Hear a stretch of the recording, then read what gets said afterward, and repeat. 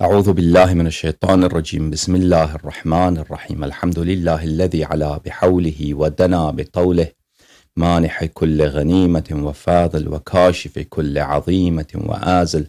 أحمده على عواطف كرمه وسوابغ نعمه، وأؤمن به أولا باديا، وأستهديه قريبا هاديا، وأستعينه قاهرا قادرا، وأتوكل عليه كافيا ناصرا.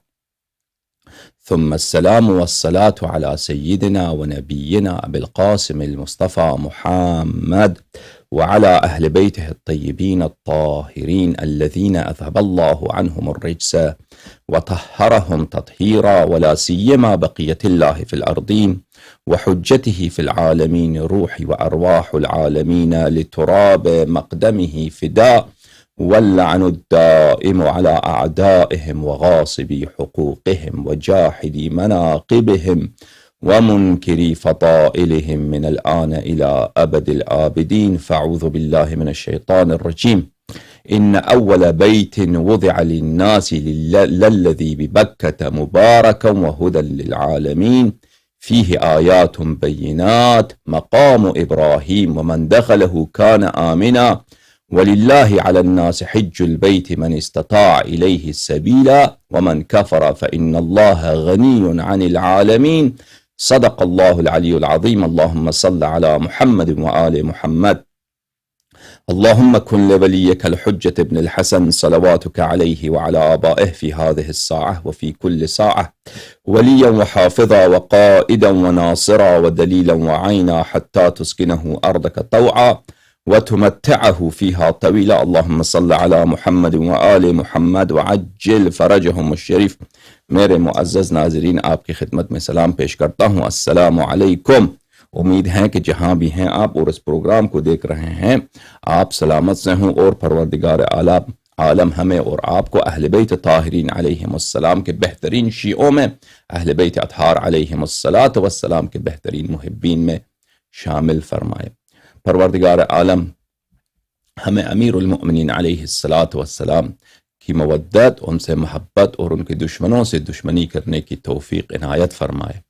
اور میں آپ کی خدمت میں مولا امیر المؤمنین علیہ السلام کے ایام ولادت کو تبریک پیش کرتا ہوں. خداوند متعال دنیا و آخرت میں ہمارا ہاتھ ان کے دامن سے دور نہ فرمائے. اللہم صل علی محمد وآل محمد وعجل فرجہم الشریف. امیر المؤمنین علیہ السلام کے جتنے فضائل بے شمار ہیں، اسی طرح ان پر ظلم بے حد و بے انتہا ہے، اور انہی مظالم کی ایک صورت یہ ہے، انہی کہ ستم جو امیر المؤمنین علیہ السلام کا سلسلہ ان پہ جاری ہے، اس کا ایک جہت یہ ہے کہ ان کے بے شمار فضائل جن کی کوئی مثال نہیں ہے، اور ہر ایک فضیلت خود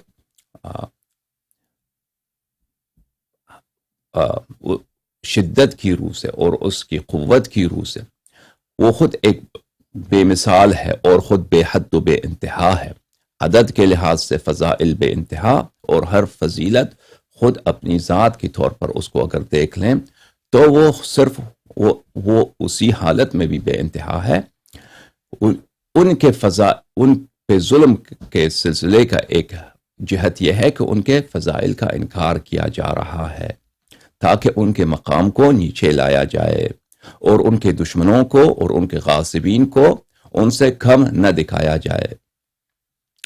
امیر المؤمنین علیہ السلام کو پروردگار عالم نے ایسے بعض امتیازات سے، ایسے بعض خصوصیات سے نوازا ہے جس کو رسول پاک صلی اللہ علیہ وآلہ وسلم کو بھی انہوں نے عطا نہیں فرمایا ہے. انہی میں سے ایک یہ ہے کہ امیر المؤمنین علیہ السلام بیت اللہ الحرام کعبہ مشرفہ میں دنیا میں پیدا ہوئے ہیں، اور یہ ایک ایسی فضیلت ہے جو مخصوص امیر المؤمنین علیہ السلام ہے. اس فضیلت کے اس بات کے لیے لازمی بات ہے، تمام امیر المؤمنین علیہ السلام کے فضائل کی ہم جب بات کرتے ہیں تو ان کے اس بات کے لیے ہمیں کتب عمریہ کی ضرورت نہیں ہے. جماعت عمریہ کے اسانید اور ان کے مرویات کی ہمیں کوئی حاجت نہیں ہے، کیونکہ الحمدللہ رب العالمین اہل بیت طاہرین علیہم السلام کہ فضل و کرم سے، ان کی محنتوں سے انہوں نے اتنی احادیث لکھوائی ہیں، انہوں نے اتنے حقائق بیان کیے ہیں، الحمدللہ رب العالمین، کہ ہمارے پاس اہل بیت اطہار علیہم السلام کے فضائل میں اور اہل بیت علیہم السلام کے تعلیمات کو سمجھنے کے لیے بے انتہا ہمارے پاس احادیث موجود ہیں۔ گرچہ ہمیں ضرورت نہیں ہے مخالفین کے احادیث کو پرکھنے کی یا ان کے احادیث کے روح سے ہم فضائل اہل بیت علیہم السلام ثابت کریں یا دین کا کوئی بھی جزء ثابت کریں، کیونکہ ہمارے نزدیک مخالفین کے جو احادیث ہوتے ہیں ان کی کوئی اعتبار ہی نہیں ہوتی، ان کے احادیث بہت ہی غیر علمی طریقے سے اور غیر معتبر طریقے سے جمع کیا گیا ہے ایسے لوگوں کے ذریعے جو وہ خود متہم ہیں، بلکہ ثابت ہے ہمارے نزدیک کہ یہ فاسد العقیدہ اور فاسد العمل لوگ تھے۔ لیکن امیر المؤمنین علیہ السلام کی امامت اور ان کے افضلیت کے اس بات کے لیے کوئی اس میں حرج نہیں ہے کہ بعض اوقات ہم مخالفین کے احادیث ان کے سامنے پیش کریں اور یہ ان کو دکھائیں کہ امیر المؤمنین علیہ السلام سے کسی کا کوئی قیاس نہیں ہے۔ امیر المؤمنین علیہ السلام کے فضائل میں سے جیسے ہم نے عرض کیا ایک فضیلت یہ ہے کہ وہ خانہ کعبہ میں پیدا ہوئے ہیں، تو اس بات کے لیے گرچہ ہمارے کتب میں احادیث بہت زیادہ ہیں اہل بیت اطہار علیہم السلام کے طریق سے، رسول اللہ صلی اللہ علیہ وآلہ وسلم جو خود شاہد ماجرا ہیں، رسول پاک صلی اللہ علیہ وآلہ وسلم جب امیر المؤمنین علیہ السلام دنیا میں تشریف لائے ہیں ان کی عمر مبارک تھی اس وقت 30 سال کی، اور رسول پاک صلی اللہ علیہ وآلہ وسلم امیر المؤمنین علیہ السلام سے ظاہری عمر کے لحاظ سے 30 سال بڑے ہیں۔ ان کی حدیث موجود ہے، اہل بیت اطہار علیہم السلام کے کئی ایک احادیث موجود ہیں کہ امیر المؤمنین علیہ السلام کی جو ولادت کعبے میں ہوئی ہے وہ نہایت اعجاز کے ساتھ، نہ اتفاق کے ساتھ، اعجاز سے، نہیں یہ کہ کوئی تصادف کی روح سے، اتفاق کی روح سے، اور اس میں ملائکہ کا نزول ہوا ہے اور اس میں جو کرامات ظاہر ہوئی ہیں، اعجاز نہ ظاہر ہوا ہے، وہ ہمارے کتب میں موجود ہیں، انشاءاللہ تبارک و تعالیٰ کبھی وہ آپ کو سنائیں گے۔ مخالفین کے کتب میں بھی یہ احادیث موجود ہیں لیکن اس کثرت کے ساتھ نہیں جو ہمارے کتب میں موجود ہیں اور اس تفصیل کے ساتھ نہیں جو ہمارے کتب میں موجود ہیں، اور مخالفین کے جماعت عمریہ کے اکابر محدثین نے اس بات کی شہادت دی ہے کہ ولادت امیر المؤمنین علیہ السلام خانہ کعبہ میں ایک امر متواتر، ثابت اور قطعی ہے۔ ان کے اس بات سے پتہ چلتا ہے کہ سابق میں، پرانے زمانے میں، یہ احادیث جماعت عمریہ کے کتب میں بہت زیادہ ہوا کرتی تھی، اور آہستہ آہستہ وقت کے گزرنے کے ساتھ تعصبات کی بنا پر اہل بیت اطہار علیہم السلام سے ان کی جو دشمنی کا سلسلہ چلتا آ رہا ہے، ان احادیث کو ان کی کتب سے حذف کیا گیا ہے، اور یہ ایک نہایت اہم نقطہ ہے، میں آپ کی خدمت میں انشاءاللہ عرض کر رہا ہوں ابھی، اور یہ ایک بہت بڑا باب ہے، ایک بہت بڑا دروازہ ہے۔ اگر اس کو آپ سمجھیں، جو لوگ حدیث میں تحقیق کرتے ہیں، فضائل اہل بیت علیہم السلام میں تحقیق کرتے ہیں، مسائل امامت میں تحقیق کرتے ہیں، اور پھر مطائن اعداء میں تحقیق کرتے ہیں، جو کرتوت ہیں خلفاء کے، ابو بکر و عمر و عثمان کے جو قبیح اعمال ہیں ان میں تحقیق کرتے ہیں، تو یہ ایک بہت بڑا دروازہ ہے، ایک بہت بڑا باب ہے کہ جماعت عمریہ کے جو محدثین ہیں، جماعت عمریہ کے جو مؤرخین ہیں، ان کے جو لکھنے والے لوگ ہیں، یہ اکثر نہایت ہی متعصب ہوا کرتے تھے، نہایت ہی متعصب ہوا کرتے تھے نقل حدیث میں۔ اگر حدیث اہل بیت علیہم السلام کے فضائل میں ہے تو اس حدیث کو کوشش کیا جائے کہ نقل نہ کیا جائے، یا ایسے اسلوب سے نقل کیا جائے کہ اس میں اہل بیت علیہم السلام کی افضلیت کی کوئی وجہ نہ ہو، یا ان سے ان کی امامت کا اس بات نہ ہو سکے، اس طرح سے نقل کرو، اس الفاظ کے ساتھ نقل کرو، یا اگر متائن اعداء ہو تو اس کو چھپاؤ، اس کو نقل نہ کرو، یا ایسے الفاظ کے ساتھ نقل کرو کہ اس میں ان کے متائن کا صفائیہ بھی اور ان کے متائن کی دفاع بھی اسی حدیث میں کسی طرح سے شامل کیا جائے۔ میرے محترم ناظرین، یہ ایک سلسلہ چلتا آ رہا ہے عصر صحابہ سے لے کر آج تک دشمنی اہل بیت علیہم السلام اور تحریف تاریخ، کہ تاریخ میں حذف کیا جائے، تاریخ میں ہیرا پھیری کیا جائے، الفاظ روایات کو تبدیل کیا جائے، اس میں اضافہ کیا جائے، اس میں سے کم کیا جائے، بہت ساروں کو چھپایا جائے، جلایا جائے، نابود کیا جائے۔ نہ صرف میرے عزیزو یہ صرف ان کے محدثین کا تعصب ہے، بلکہ اس میں دو اور باتیں ہیں، دو بے اور عناصر ہیں۔ ایک عنصر ہے سیاست کا عنصر، حکومت کے پالیسی کا عنصر، اور دوسرا ہے عوام کے تقاضوں کا عنصر، کہ یہ اس کا علماء کے کردار پر، علماء کے لکھنے پر، علماء کی تحریرات پر اس کا بڑا اثر ہوتا ہے، کہ اگر آپ مسلسل ایسے دور میں بلکہ ایسے ادوار میں رہتے ہیں کہ ان ادوار میں ان حکومتوں کا پالیسی یہی ہے کہ اہل بیت علیہم السلام سے دشمنی، مثلا بنی امیہ کا دور، امیر المؤمنین علیہ السلام اور خاندان رسالت سے دشمنی، ان کے شیعوں سے دشمنی، اور اس کے بعد بنی عباس کا دور آتا ہے، ان کا بھی نہایت ہی دشمنی، اور نہایت دشمنی، اعلان کہ بنی عباس سب سید تھے اور شروع میں یہ شیعہ تھے، اور اہل بیت علیہم السلام کے نام پر اور ان کی مظلومیت کا شعار، ان کی مظلومیت کا نعرہ دے کر یہ حکومت میں آئے تھے، لیکن ان کی دشمنی بنی عباس سے، بنی امیہ سے بھی بڑھ گئی، اور اس کی وجوہات ہیں کہ کیوں ان کی دشمنی تھی۔ امیر المؤمنین علیہ السلام سے اور ان کے فضائل پھیلنے سے یہ لوگ ڈرتے تھے، ان کو اپنی مصلحت میں نہیں سمجھتے تھے۔ نہ صرف کہ ان کو تعصب تھا، بلکہ ان کو وہ اپنی حکومت کا زوال کا سبب سمجھتے کہ اگر امیر المؤمنین علیہ السلام کے فضائل دنیا میں پھیل گئے تو میرے عزیزو، اور ان بنی عباس کے حکومت کے بعد جو دوسری حکومتیں آئی ہیں ان میں بھی تعصب، اور ان میں بھی اہل بیت علیہم السلام اور شیعوں، ہمیشہ شیعوں کے خلاف تعصب اور دشمنی کا سلسلہ کم نہیں ہوا ہے۔ یہ ایک جانب سے، دوسری جانب جو عوام ہیں، جو جماعت عمریہ کے عوام ہوا کرتے تھے، ہمیشہ ان کی یہی توقع ہوتی تھی ان کے علماء سے کہ زیادہ سے زیادہ ان کو ایسی باتیں سنائی جائیں جو ان کو پسند ہیں، جو ان کے تعصبات کے اور ان کے امیال کے موافق ہیں۔ جیسے ہمارے شیعہ حضرات ہیں کہ آپ مجلس جاتے ہیں تو آپ کون سی مجلس سنتے ہیں؟ وہ مجلس سنتے ہیں آپ جس میں آپ کو مزہ آئے، وہ مجلس آپ سنتے ہیں جس میں آپ کو مزہ آئے۔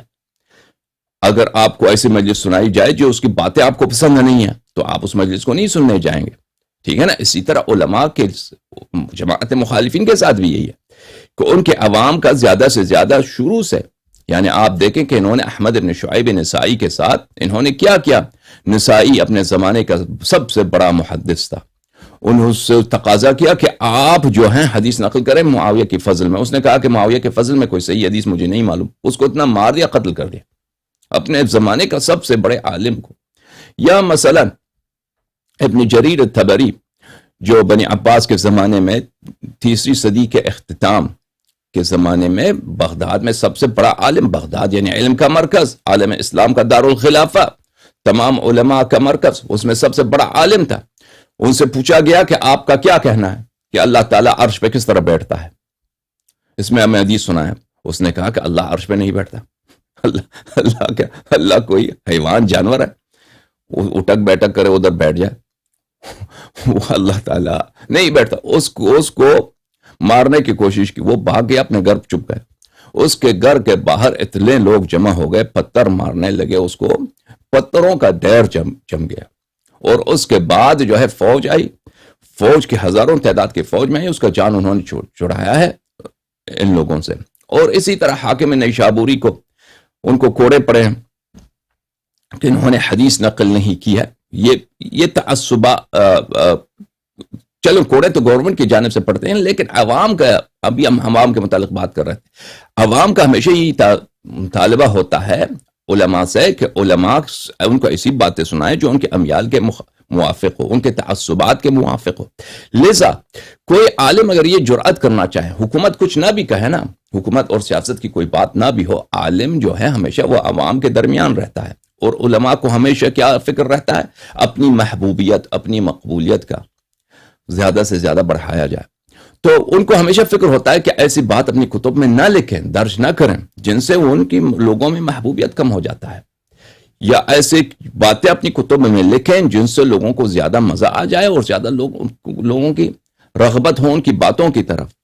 اور یہ جو عوام کی اگر ہم بات کر رہے ہیں، صرف یہ عوام نہیں ہے جو مثلا آپ کے سبزی بیچنے والے عوام ہیں، یعنی جو عوام سے مراد یعنی جو بھی اس کتاب کو پڑھتا ہے، یعنی جو طالب علم پڑھتے ہیں، جو دوسرے مولوی پڑھتے ہیں، ان کی بھی یہی دوسرے اپنے علماء سے توقع یہی ہوتی ہے کہ اپنے عقیدے کے مطابق مطالب بیان کریں، اور ان کے عقیدے کے خلاف ایسی بات نقل کرے، ایسے حدیث کی تصحیح کرے جس سے مثلا ابو بکر و عمر کی خلافت کا بطلان یا ان کی مفضولیت ثابت ہوتی ہے، تو ان کو ایسی بات پسند نہیں ہوتی. تو ان باتوں کو اگر آپ پیش نظر رکھیں میرے عزیزو، ان باتوں کو پیش نظر رکھیں.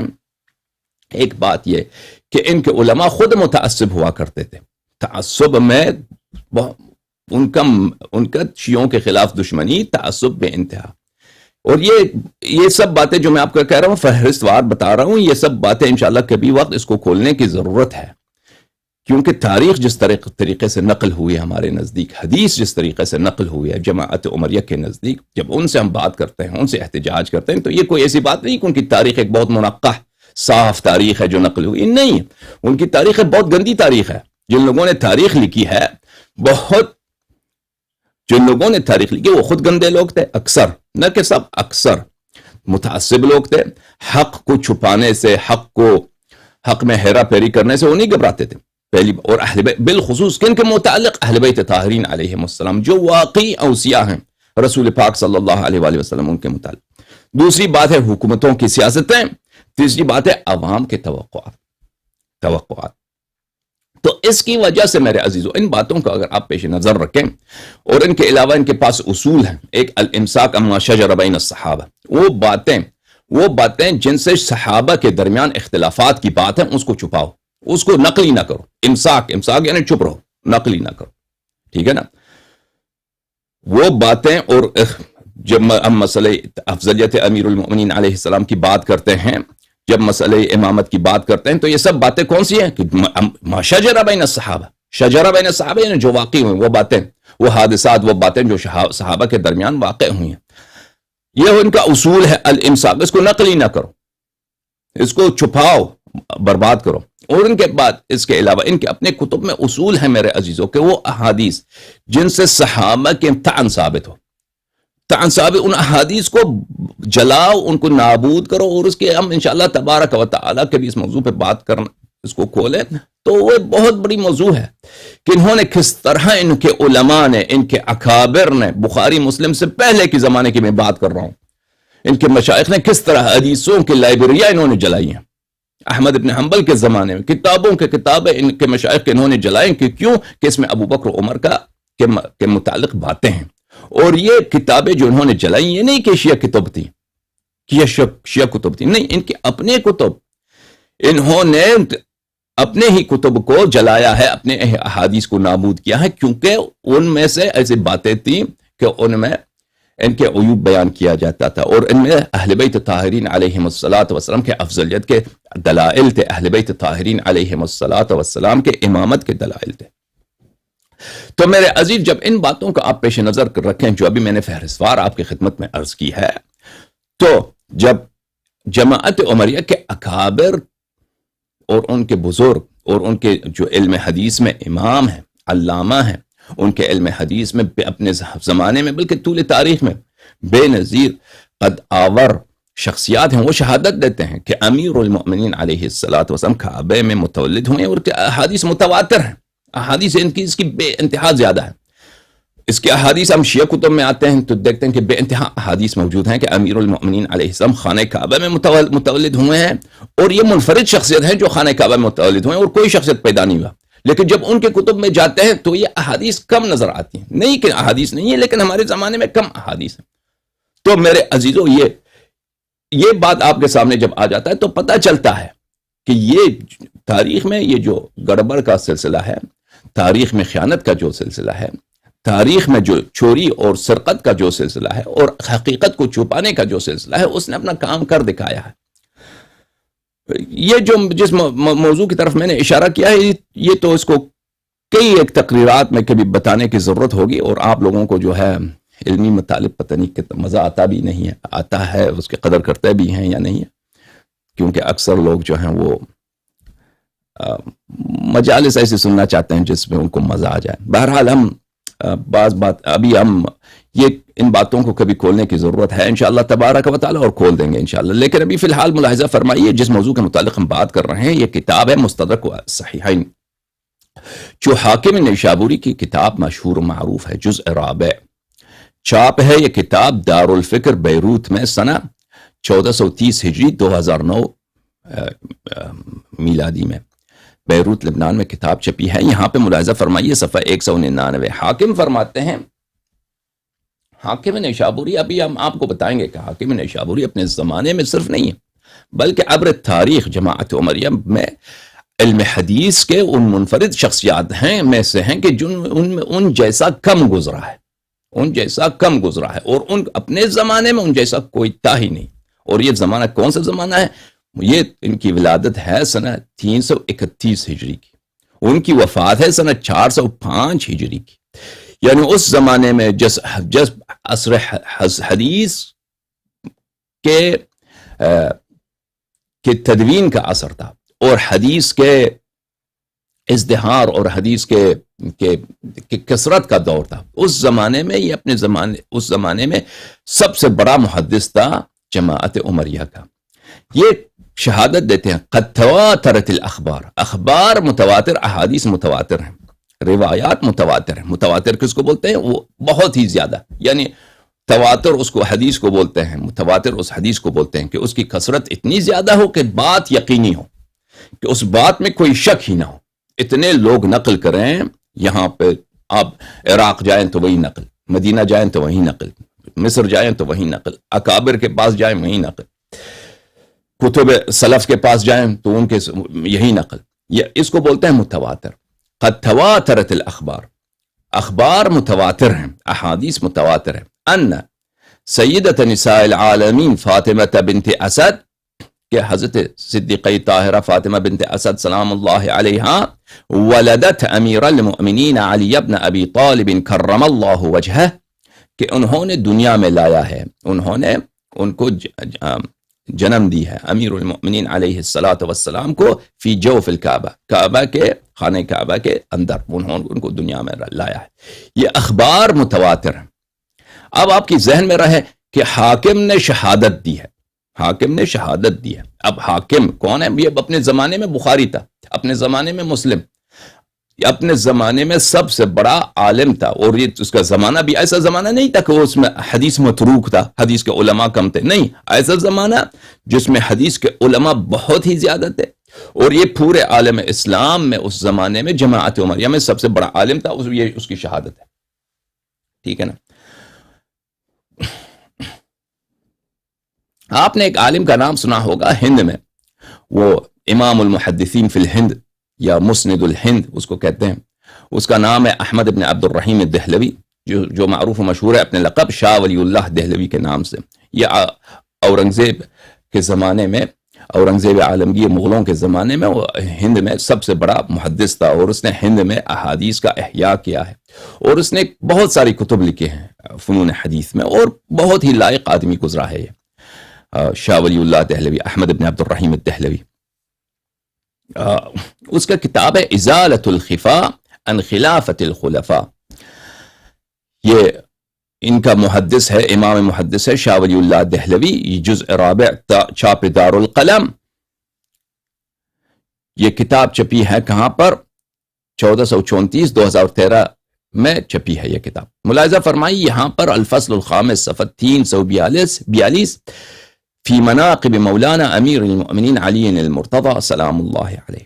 ان کے مناقب میں وہ کہتے ہیں وہ من مناقب علی بن ابی طالب علیہ السلام، امیر المؤمنین علیہ السلام کے مناقب، ان کے صفات جمیلہ، ان کے اوصاف حمیدہ میں سے ایک صفت یہ ہے التی ظہرت حین ولادتہ، کہ اس صفت کا ظہور کب ہوا ہے؟ اس منقبت کا ظہور ان کے ولادت کے وقت ہوا ہے. یہ ہے کہ انہ ولد فی جوف الکعبۃ المشرفہ، کہ وہ ان کی ولادت ہے کعبہ مشرفہ کے داخل میں، ان کی ولادت ہے. یہ کعبہ مشرفہ کے میں ان کی ولادت ہوئی.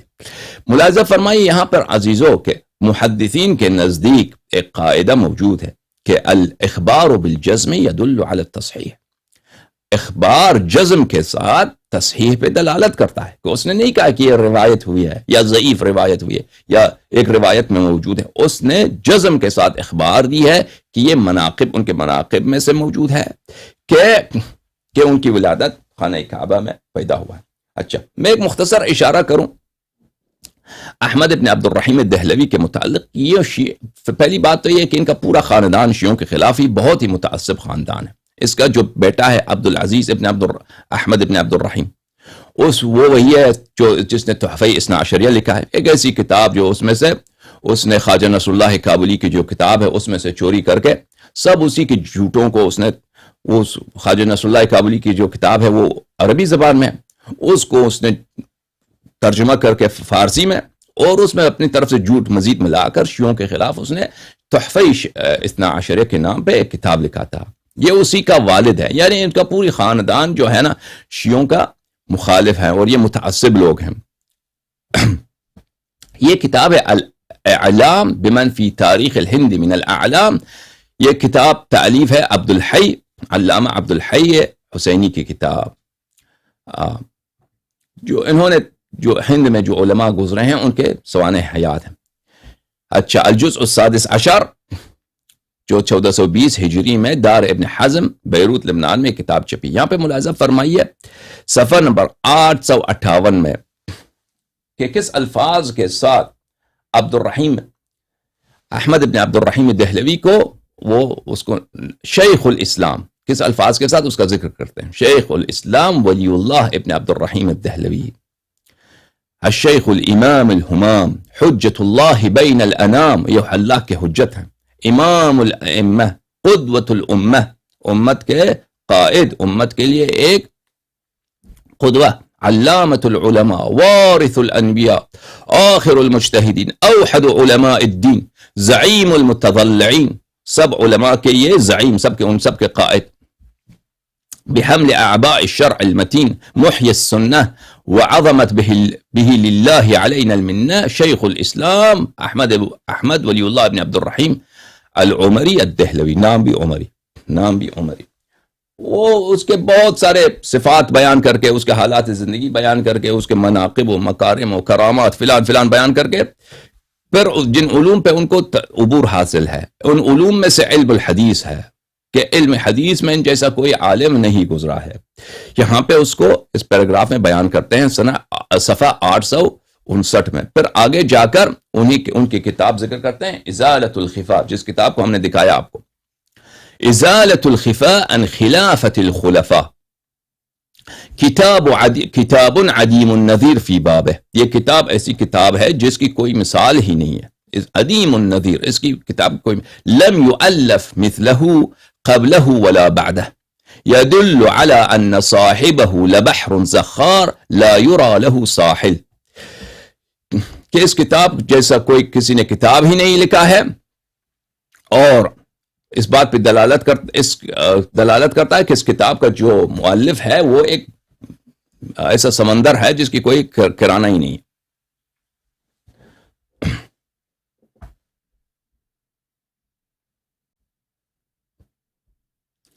اچھا، جماعت عمریہ کے ایک اور بہت بڑے عالم دین ہیں جو شیعوں کے خلاف بہت ہی متعصب ہے، اور وہ ہیں آلوسی بغدادی، جو تفسیر روح المعانی کے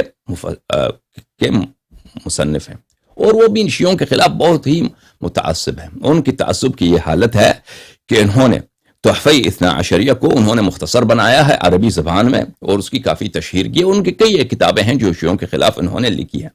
اچھا، انہی کے کتابوں میں سے ایک کتاب ہے قصیدہ عینیہ، جو عمر آفندی کی، بہت مشہور شاعر ہیں جماعت عمریہ کے، عمر آفندی کے عراق میں شاعر تھے، انہوں نے ایک قصیدہ لکھا ہے القصیدہ العینیہ، جو امیر المؤمنین علیہ السلام کے شان میں ہے، اور اس قصیدہ عینیہ کی شرح لکھی ہے انہوں نے۔ شرح ملاحظہ فرمائیے، ہم آپ کو دکھاتے ہیں یہ شرح، یہ پرنسٹن یونیورسٹی کی جو لائبریری ہے اس سے اسکین ہوئی کتاب ہے، صرح الخریدۃ الغیبیہ، صرح الخریدۃ الغیبیہ فی شرح القصیدۃ العینیہ، کس نے لکھا ہے؟ شہاب الدین محمود الآفندی الآلوسی۔ اچھا، آلوسی بغدادی جو تفسیر روح المعانی کے مفسر ہیں، یہ ان کی کتاب ہے، اور بہت ہی زبردست شرح کیا انہوں نے. وہ قصیدہ بھی بہت زبردست قصیدہ ہے. انہوں نے جو شرح کیا ایسا علمی شرح کیا ہے کہ اس کی کوئی مثال نہیں ہے. اچھا، وہاں پہ اس کے صفحہ نمبر 15 میں اس میں ایک شعر ہے، پہلا، بلکہ اس قصیدے کا پہلا جو بیت ہے، پہلا حرف ہے، وہ یہی ہے، پہلا شعر ہے: انت العلی الذي فوق العلا رفعا ببطن مکہ عند البیت اذ وضعا. امیر المؤمنین علیہ السلام سے خطاب کرتے ہوئے عمر آفندی کہتے ہیں کہ انت العلی، آپ بہت بلند مرتبہ ہیں، آپ وہ بلند مرتبہ ہیں، فوق العلا رفعا، کہ آپ بلندیوں پر سے بھی بلند ہیں، بلندیوں سے بھی بلند ہیں. ببطن مکہ عند البیت اذ وضعا، اللہ تعالیٰ نے مکے میں اپنا گھر بنایا ہے. جب اللہ نے اپنا گھر بنایا ہے مکے میں، تو آپ اس زمانے سے، اس وقت سے، اس مکان میں سب بلندیوں سے بھی آپ بلند ہیں، سب بلند مراتب سے بھی آپ کا مرتبہ بلند ہے. اس شعر کا وہ کئی صفحات پہ وہ شرح لکھتا ہے جناب آلوسی. یہاں پر ملاحظہ فرمائیے، شرح کرتے ہوئے وہ کہتا ہے: وَفِي كَوْنِ الْأَمِيرِ كَرَّمَ اللَّهُ وَجْهَهُ وُلِدَ فِي الْبَيْتِ، یہ کہ امیر المؤمنین علیہ السلام بیت کعبہ میں، بیت اللہ الحرام میں، کعبہ مشرفہ میں، دنیا میں تشریف لائے ہیں. امر مشہور فی الدنیا، یہ امر مشہور ہے دنیا میں، کتب میں مشہور ہے، روایات میں مشہور ہے، احادیث میں مشہور ہے. اچھا، وَذُكِرَ فِي كُتُبِ الْفَرِيقَيْنِ السُّنَّةِ وَالشِّيعَةِ، اور اس کا ذکر ہے کن کتب میں؟ کتب فریقین، شیعوں نے بھی نقل کی ہے، جماعت عمریہ نے بھی نقل کی ہے. پھر وہ ایک روایت نقل کرتے ہیں مولا سید الساجدین امام زین العابدین علیہ السلام سے، جو ہم انشاءاللہ تبارک و تعالی وہ مصدر سے نقل کریں گے آپ کے لیے. اچھا، پھر آگے جا کے وہ کہتا ہے: وَلَمْ يُشْتَهَرْ وَضْعُ غَيْرِهِ كَرَّمَ اللَّهُ وَجْهُ كَمَا اشْتُهِرَ وَضْعُهُ، یہ کہ امیر المؤمنین علیہ السلام کی ولادت کعبے میں ہوئی ہے، یہ تو معشور و معروف ہے، متفق علیہ ہے. لیکن ان کے علاوہ کسی اور کا بھی کعبے میں ولادت ہوئی ہے، یہ مشہور نہیں ہے، یہ معروف نہیں ہے، یہ ایک مجہول واقعہ ہے کسی اور کے متعلق اگر آپ کہیں.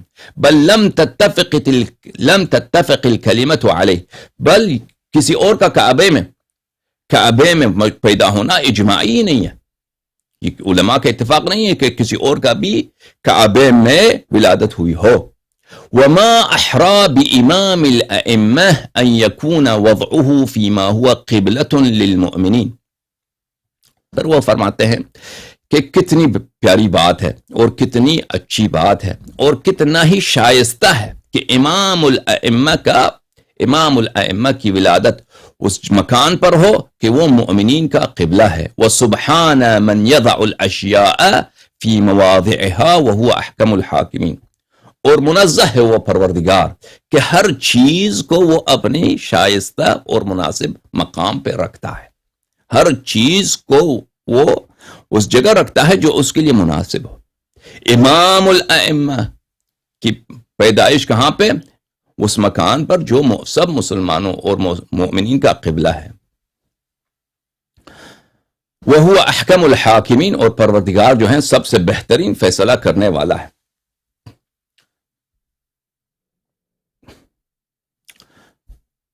پھر ایک اور بیت ہے اس شاعر کا، آگے جا کر کہتا ہے وہ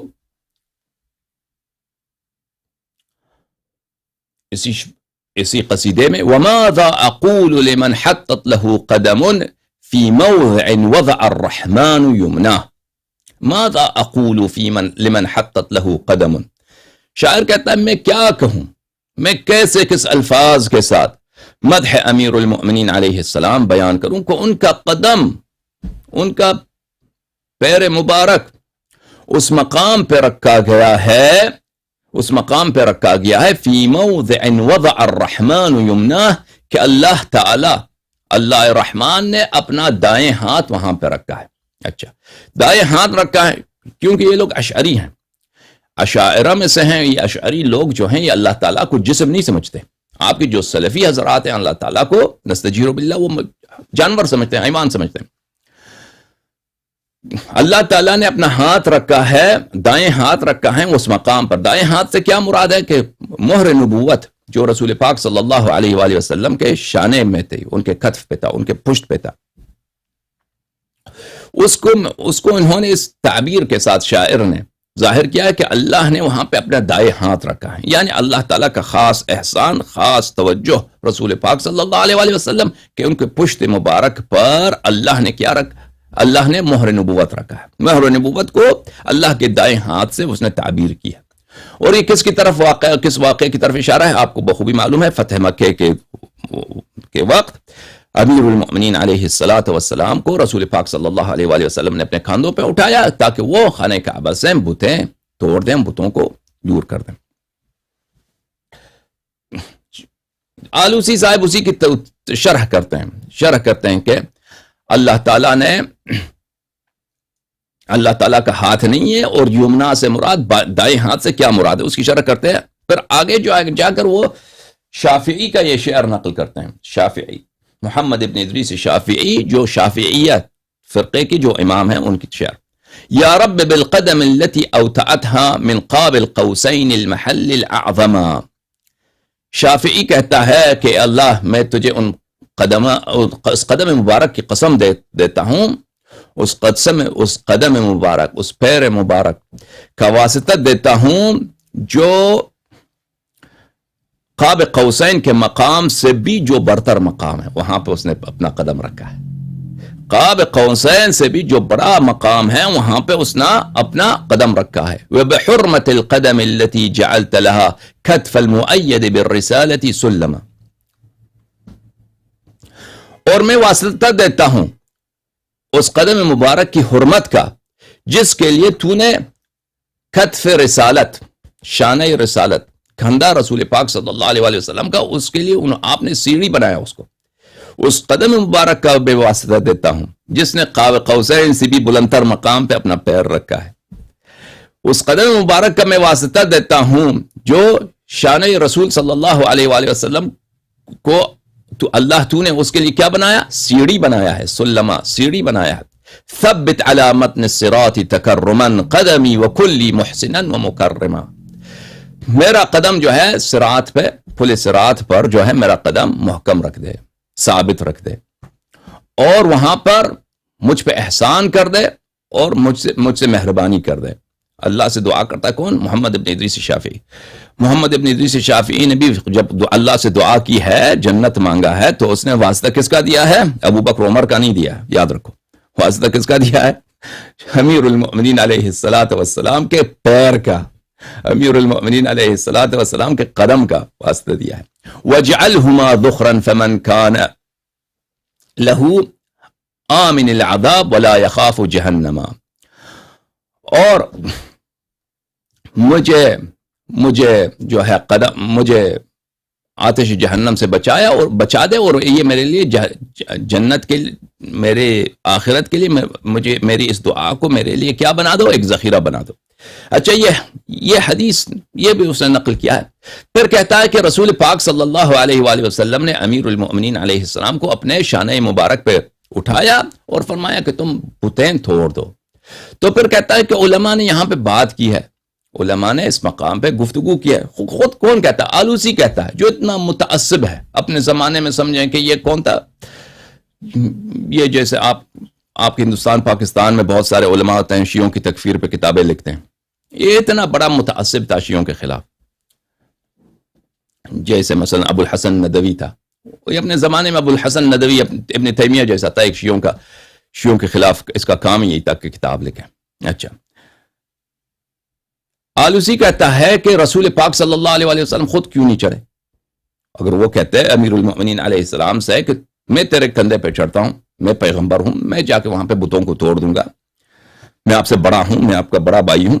وَإِنَّمَا لَمْ يَسْعَدْ صلی اللہ تعالی علیہ وآلہ وسلم. خود رسول پاک صلی اللہ علیہ وآلہ وسلم کعبے پہ نہیں چڑھے. وَهُوَ بِنَفْسِهِ الكعبة على ظهر علي كرم الله تعالى وجهه فيفعل نحو ما فعل علي لما صعد. وہ خود نہیں چڑھے، خود رسول پاک صلی اللہ علیہ وآلہ وسلم نہیں چڑھے، نہیں اوپر گئے، کہ وہی کام کرتے ہیں جو امیر المؤمنین علیہ السلام نے کیا. جب امیر المؤمنین علیہ السلام کعبے کی پشت پہ گئے تھے تو انہوں نے کیا کیا؟ امیر المؤمنین علیہ السلام کو اٹھایا. تو وہ کہتے ہیں کہ علماء نے یہاں پہ بات کی ہے کہ کیوں ایسا کیا پیغمبر نے صلی اللہ علیہ وآلہ وسلم. اس کی وجہ کہتے ہوئے وہ یہ فرماتے ہیں، ملاحظہ فرمائیے، فرماتے ہیں کہ علماء نے کہا احب علیہ الصلاۃ والسلام ان یکافی علی الکعبۃ علی یکافی علی الکعبۃ حیث ولد فی بطنها بوضع الصنم عن ظہرها. فرمایا کہ رسول پاک صلی اللہ علیہ وآلہ وسلم نے امیر المؤمنین علیہ الصلاۃ والسلام کو اپنے کندھے پہ کھڑا کیا اور ان سے فرمایا کہ تم جا کے کعبے کی پشت پر، جو کعبے کی چھت پر جو بتیں ہیں ان کو پھینک دو، توڑ دو. تو اس لیے کہا کیونکہ امیر المؤمنین علیہ السلام اس کام کے لیے مناسب ہیں، کیونکہ وہ مولود ہیں اس کعبے کے. امیر المؤمنین علیہ الصلاۃ والسلام کو اللہ تعالیٰ نے یہ ان کی یہ فضائل میں یہ فضیلت شامل کرتی ہے کہ ان کو وہ مولود ہیں اس خانے کے، اس بیت کے، اس بیت اللہ الحرام کے، وہ اللہ کے ہاؤس کے، اللہ کے گھر کے، ان کے پیدائش وہیں ہوئی ہے. تو سب سے مناسب یہی ہے جس کی پیدائش اس گھر میں ہوا ہے اللہ کے حکم سے، اللہ کے اعجاز سے، وہی جا کر اس بیت پاک کو بتوں کی نجاست سے تطہیر کر دے. اچھا، اب یہاں پہ میں ایک جملہ کہہ دوں کہ بعض عمری حضرات کہتے ہیں کہ جب امیر المؤمنین علیہ السلام کی ولادت ہوئی ہے کعبے میں تو وہاں پہ بتیں تھیں. تو اس کا جواب ابھی میں مختصر عرض کرتا ہوں، کبھی اگر آپ نے چاہا تو تفصیل کے ساتھ. اس کا جواب یہ ہے کہ میرے عزیزوں، پہلی بات تو یہ ہے کہ خاندان رسالت صلوات اللہ علیہ، حضرت ابو طالب علیہ السلام، حضرت سیدہ فاطمہ بنت اسد سلام اللہ علیہ، رسول پاک صلی اللہ علیہ وآلہ وسلم، امیر المؤمنین علیہ السلام، یہ سب موحد تھے. یہ حضرت ابراہیم علیہ السلام کے دین پر تھے رسول پاک صلی اللہ علیہ وآلہ وسلم کے آنے سے پہلے. اور رسول پاک صلی اللہ علیہ وسلم کی جب پیدائش ہوئی ہے تو اسی وقت ان کی پیدائش سے ملائکہ ان پہ نازل ہوتے تھے، اور اس کی احادیث موجود ہیں، ہمارے کتب میں موجود ہیں، کتاب نہج البلاغہ وغیرہ ہی میں موجود ہیں. پہلی بات تو یہ ہے کہ وہ یہ بت پرست نہیں تھے کہ بتوں کی پوجا کے لیے وہاں پہ جائیں، پہلی بات یہ ہے. دوسری بات یہ ہے کہ انہوں نے خود روایت کی ہے کہ رسول پاک صلی اللہ علیہ وآلہ وسلم جب تک مکے میں تھے تو وہ بیت المقدس کی طرف اگر نماز بھی پڑھتے تھے تو ایسی صورت میں اس طرح پڑھتے تھے کہ کعبہ شریفہ جو ہے بیت المقدس اور ان کے درمیان ہو، یعنی وہی کعبہ جس میں بتیں تھیں، جس میں بہت سارے بت تھے. رسول پاک صلی اللہ علیہ وآلہ وسلم اسی کعبے کے باہر نماز پڑھتے تھے، اور اس طرح نماز پڑھتے تھے کہ رخ بیت المقدس کی طرف ہو بھی تو کعبہ اس کے سامنے آ جائے، کعبہ حائل ہو جائے. جب تک وہ مکے میں تھے، یعنی ہجرت سے پہلے. مکہ جو ہے، کعبہ جو ہے بیت اللہ الحرام ہے، اس میں بت رکھا بھی جائے تو اس کا تقدس کم نہیں ہوتا، ایک ذرہ بھی کم نہیں ہوتا. اللہ تعالیٰ کا بیت شریف ہے، حضرت ابراہیم علیہ السلام نے بنایا. عرب نے بعد میں حضرت ابراہیم، حضرت اسماعیل علیہ السلام کے بعد بت پرست ہو گئے، تو اس سے یہ مطلب یہ نہیں ہے کہ کعبے کی اس کی قداست اس سے کم ہو گئی ہے، یا کعبے کی جو شرف ہے اس سے کم ہو گئی ہے.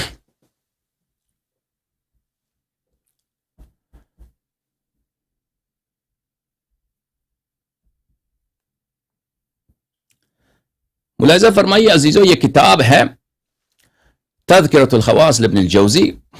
یہ کتاب مخطوط ہے، مخطوط سبت ابن الجوزی ہے. مجلس شورائے اسلامی کا جو کتاب خانہ ہے، لائبریری ہے ایران میں، اس مجلس شورائے اسلامی یعنی شاہ کے زمانے سے، اس زمانے سے ان کا بہت بڑا لائبریری ہے وہاں پہ کہ ایران میں. انہوں نے مخطوطات بہت سارے جمع کیے ہیں اس مجلس میں، جو شاہ کے زمانے سے اس زمانے میں مجلس چلا آ رہا تھا. ایران کا جو پارلیمنٹ ہے اس کا بہت بڑا لائبریری ہے، اور بہت سارے لوگوں نے، دنیا کے مختلف علاقوں سے لوگوں نے اپنے جو مخطوطات ہیں ان کے وہ ہدیے کے طور پہ دیتے تھے، کیونکہ مخطوطات ضائع ہو جاتی ہیں تو ان کو حفاظت کے لیے کوئی شخص چاہتا ہے کہ مخطوط ضائع نہ ہو جائے اس کے مرنے کے بعد، تو وہ ہدیہ کرتے ہیں کس کو؟ یہ ایسے لائبریریز کو جو ان کا خیال رکھے. اچھی بات ہے. تذکرۃ الخواص، یہاں پہ سبت ابن الجوزی جو اپنے زمانے میں بہت بڑا عالم تھا جماعت عمریہ کا، وہاں پہ یہ روایت کرتے ہیں. میرے عزیز ملاحظہ فرمائیے، وقال اکرمہ بربری جو رجال بخاری مسلم وغیرہ میں سے ہیں، ابن عباس کا جو غلام رہا ہے، خود بھی خارجی تھا، ملعون تھا، بڑا دشمن تھا اہل بیت علیہم السلام. اس نے روایت کی كانت تطوف بالبيت وهي حاملة بأمير المؤمنين عليه السلام فضربها الطلق ففتح لها باب الكعبة فدخلت فوضعته فيها. اکرمہ کی روایت موجود ہے کہ حضرت فاطمہ بنت اسد سلام من اللہ علیہا، سلام من اللہ علیہا، سلام من اللہ علیہا،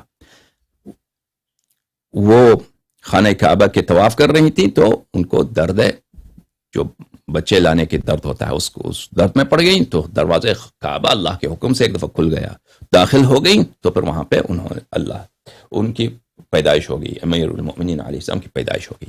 یہ کتاب ہے مناقب امیر المؤمنین سید المسلمین سلام اللہ علیہ حافظ ابن مغازلی ابو الحسن الواسطی المعروف بابن المغازلی، ان کی کتاب سنہ 2003 میں یہ کتاب چھپی ہے. یہاں پہ ملاحظہ فرمائیے حدیث نمبر 3 صفحہ نمبر 26 مولد امیر المؤمنین علیہ السلام. یہاں پہ طویل حدیث جو امام زین العابدین علیہ السلام، یہ بھی مخالفین کی کتب میں سے ہے، وہاں سے روایت کرتے ہیں کہ امیر المؤمنین علیہ السلام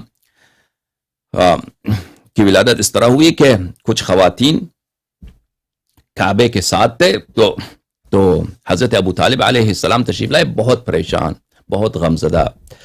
لوگوں نے پوچھا کہ کیوں آپ غمزدہ ہیں؟ تو حضرت ابو طالب علیہ السلام نے اپنے دونوں ہاتھ چہرے پہ رکھا اور کہا کہ میری وائف جو ہیں، میری جو بیگم جو ہیں، ان کو بچے لانے کا درد ہے، ان کو کافی تکلیف ہے.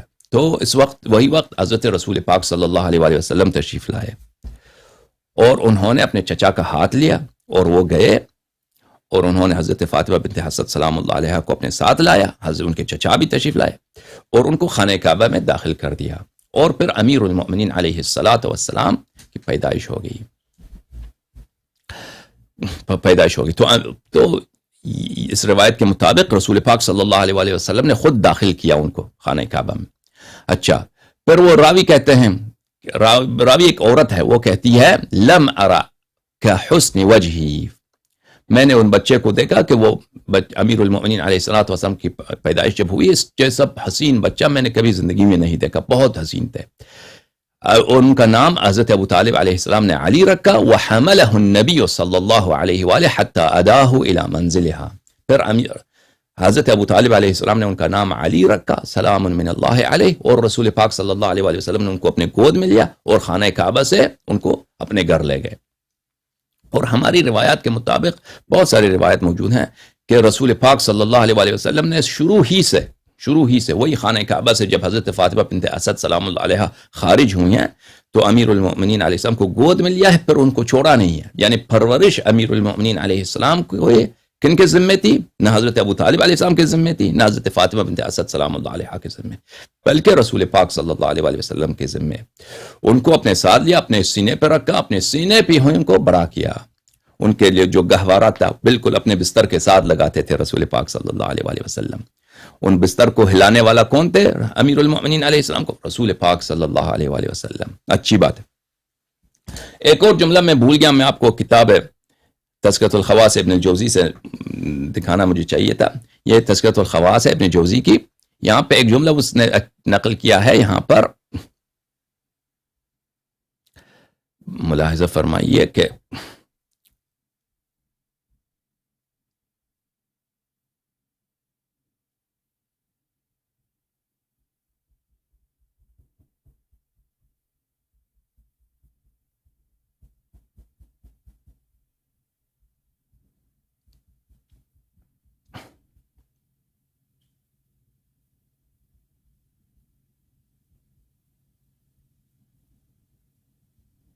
اچھا وہ جملہ مجھے نہیں مل رہا، وہ بہت اچھا جملہ تھا، کبھی اور انشاءاللہ زندگی رہی تو آپ کو دکھائیں گے. یہاں پہ میرے عزیزو، آپ نے دیکھا کہ حاکم نیشابوری نے شہادت دی ہے، جو اپنے زمانے میں وہ بخاری تھا، اپنے زمانے کا مسلم تھا، اپنے زمانے کا احمد بن حنبل تھا. یہ حدیث متواتر ہے کہ امیر المؤمنین علیہ السلام کعبے میں ان کی ولادت ہوئی ہے. اب حاکم کون ہے میرے عزیزو؟ ملاحظہ فرمائیے، کتاب ہے وفیات الاعیان وانباء ابناء الزمان، ابن خلکان کی مشہور کتاب. یہاں پہ ترجمہ نمبر 615 الحاکم ابن البیع النیشابوری، ان کے متعلق فرماتے ہیں کہ حاکم صاحب مستدرک جو ہیں، ان کے صاحب مستدرک حاکم اپنے زمانے کے بہت بڑے عالم تھے. ان کی تعلیفات جو ہیں 2000 کے قریب تعلیفات ہیں. 2000 کی تعلیف ابھی آ جائے گا انشاءاللہ تبارک و تعالی. امام اہل الحدیث فی عصرہ، یہ اپنے زمانے میں اہل حدیث کے امام تھے. والمؤلف فیہ الکتب التي لم يسبق الى مثلها كان عالما عارفا واسع العلم. اپنے زمانے میں اس نے ایسی کتابیں لکھی ہیں علم حدیث میں کہ کسی ان سے پہلے نہ بخاری، نہ مسلم، نہ احمد بن حنبل، کسی نے ان جیسا کتاب نہیں لکھا ہے حدیث میں. اچھا،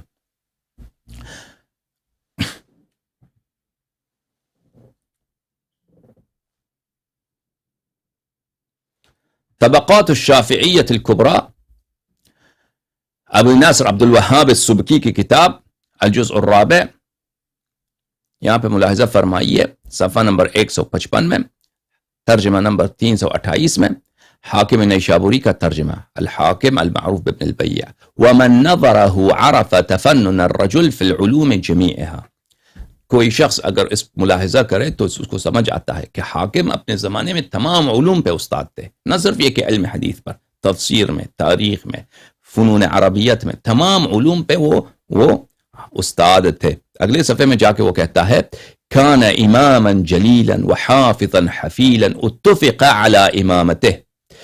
وہ ایک بہت ہی جلیل امام اور بڑے حافظ تھے. اتفق، ان کی امامت جو ہے، ان کی امامت کیا ہے؟ اجماعی ہے، اجماع ہے ان کی امامت پر. معاف کیجیے گا، کیا ہوا؟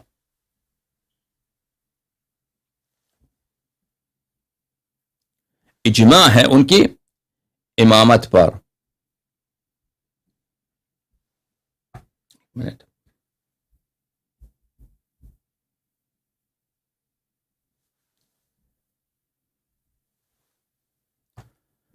اور ان کی جلالت پر اور ان کے عظم قدر پر، ان کے عظیم القدر ہونے پہ سب علماء کا اجماع ہے.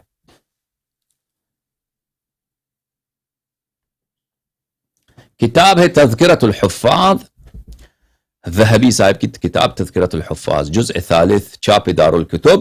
یہاں پہ ملاحظہ فرمائیے صفحہ نمبر 162 میں، حاکم الحافظ الکبیر امام المحدثین.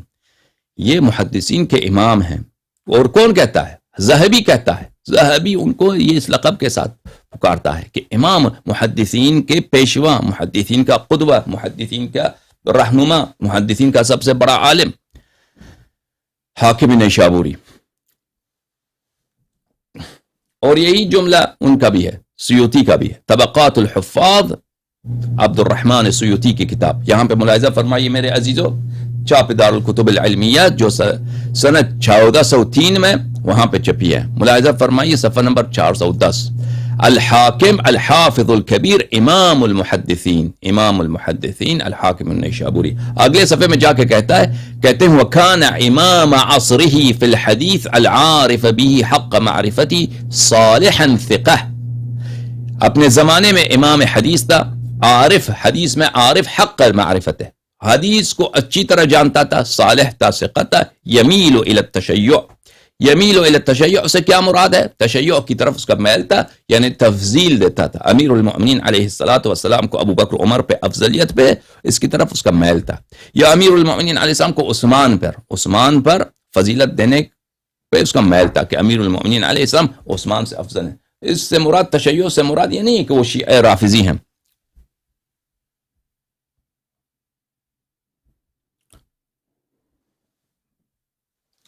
اتحاف المرتقی بتراجم شیوخ البیحقی، تالیف محمود بن عبد الفتاح النخال.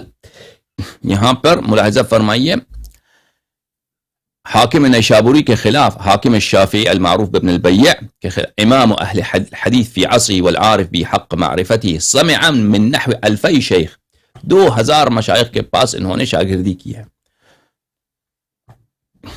عبد الغافر فارسی نے اپنے کتاب تاریخ میں لکھا ہے کہ حاکم نیشابوری امام اہل الحدیث فی عصری والعارف بھی حق معرفت ہے. اور اس کی کتابیں بہت زیادہ ہیں، 2000 کے کتاب اس نے، 2000 کے قریب اس نے کتاب لکھی ہیں. یہاں پہ لکھا ہے فاتفق له من التصانیف ما لعله يبلغ قریبا من 1000 جز. معاف کیجیے میں نے 2000 کہا بلکہ 1000 کہاں کہ 1000 کتاب اس نے لکھے ہیں, 1000 کتاب اس نے لکھی ہیں. اور پھر کہا ومضى الى رحمت اللہ ولم يخلف في وقته مثله. ان کی جب وفات ہوئی ہیں تو ان جیسا عالم کوئی نہیں تھا پورے عالم اسلام میں. حاکم نیشابوری. اور یہ کس زمانے کی بات ہے میرے عزیزو؟ وہ اس زمانے کی بات ہے جب علم بہت زیادہ ہوتا تھا, حدیث بہت زیادہ ہوا کرتی تھی. سمجھ میں آ رہی نا؟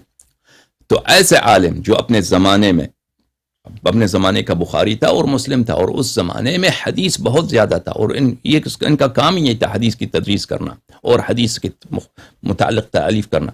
وہ کہہ رہا ہے کہ یہ حدیث متواتر ہے کہ امیر المؤمنین علیہ الصلاۃ والسلام خانہ کعبہ میں پیدا ہوئے.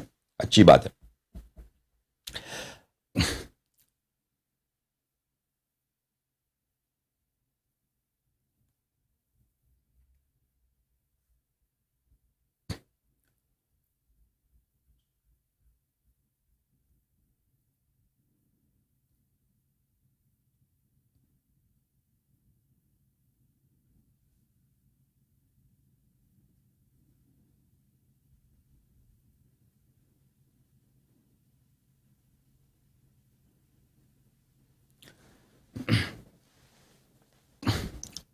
میرے عزیزو, میں نے آپ کی خدمت میں عرض کیا کہ جماعت عمریہ کی جو تاریخ اور حدیث کی جو تاریخ ہے اس کے مشکلات میں سے ایک مشکل یہ ہے کہ ان کے محدثین اکثر متعصب تھے. تعصب ان کے دشمنی کی حد تک اہل بیت علیہم الصلوۃ والسلام کے خلاف. پہلی بات یہ ایک جملہ یاد رکھیں. دوسری طرف کیا ہے کہ ان کے یہ جو گورنمنٹس میں یہ گزرے ہیں, ان کے گورنمنٹس کیا تھے؟ ان کے گورنمنٹس, ان کی حکومتیں جو تھیں ان کی دشمنی تھی اہل بیت علیہم السلام سے. اور یہ اس بات کی حوصلہ افزائی نہیں کرتے تھے کہ اہل بیت علیہم السلام کے شان میں احادیث نقل کیا جائے, بلکہ منع کرتے تھے سخت, بلکہ قتل کرتے تھے کہ کوئی اہل بیت علیہم السلام کے متعلق حدیث نقل کرے اس کے قتل کیا جائے. دوسری بات. تیسری بات یہ ہے کہ ان کا عوام کا بھی ہمیشہ یہ توقع رہا ہے اپنے علماء سے کہ یہ ایسے احادیث نقل کریں جو ان کی جہالت کے مطابق ہو, جو ان کے اپنی انحرافات اور ان کی اپنی بدبختیوں کی اور ان کے اپنی غلط عقائد کے موافق ہو. کوئی ان کے عقیدے کے خلاف کوئی صحیح حدیث نقل کریں تو اس کی اچھی طرح پٹائی کر دیں, بلکہ اس کی نقل کر اس کی قتل کر دیں. اس بات کا ہمارے اس بحث سے کیا تعلق ہے؟ کیونکہ حاکم نیشابوری شہادت دے رہا ہے کہ یہ حدیث متواتر ہے, اور ابھی ہم جب دیکھتے ہیں عمریوں کے کتب میں یہ احادیث ہیں لیکن کم ہیں. تو اس متواتر احادیث کہاں گئیں میرے عزیز؟ تو اس کی دیکھیے, اس کی ایک وجہ یہی ہے کہ یہ تعصب کا سلسلہ جو چلتا آ رہا ہے اس کی وجہ سے بہت ساری احادیث ضائع ہو گئی ہیں. اور انشاءاللہ تبارک و تعالی اس کے بعد ہم دکھائیں گے آپ کو کہ ان کے علماء نے خود شہادت دی ہے کہ احادیث ان کے, اور بلکہ احادیث کیا, ان کو بہت سارے کتب احادیث ان کی ضائع ہو چکی ہے تاریخ کے عبر میں. ملاحظہ فرمائیے کتاب سیر اعلام النبلاء, سیر اعلام النبلاء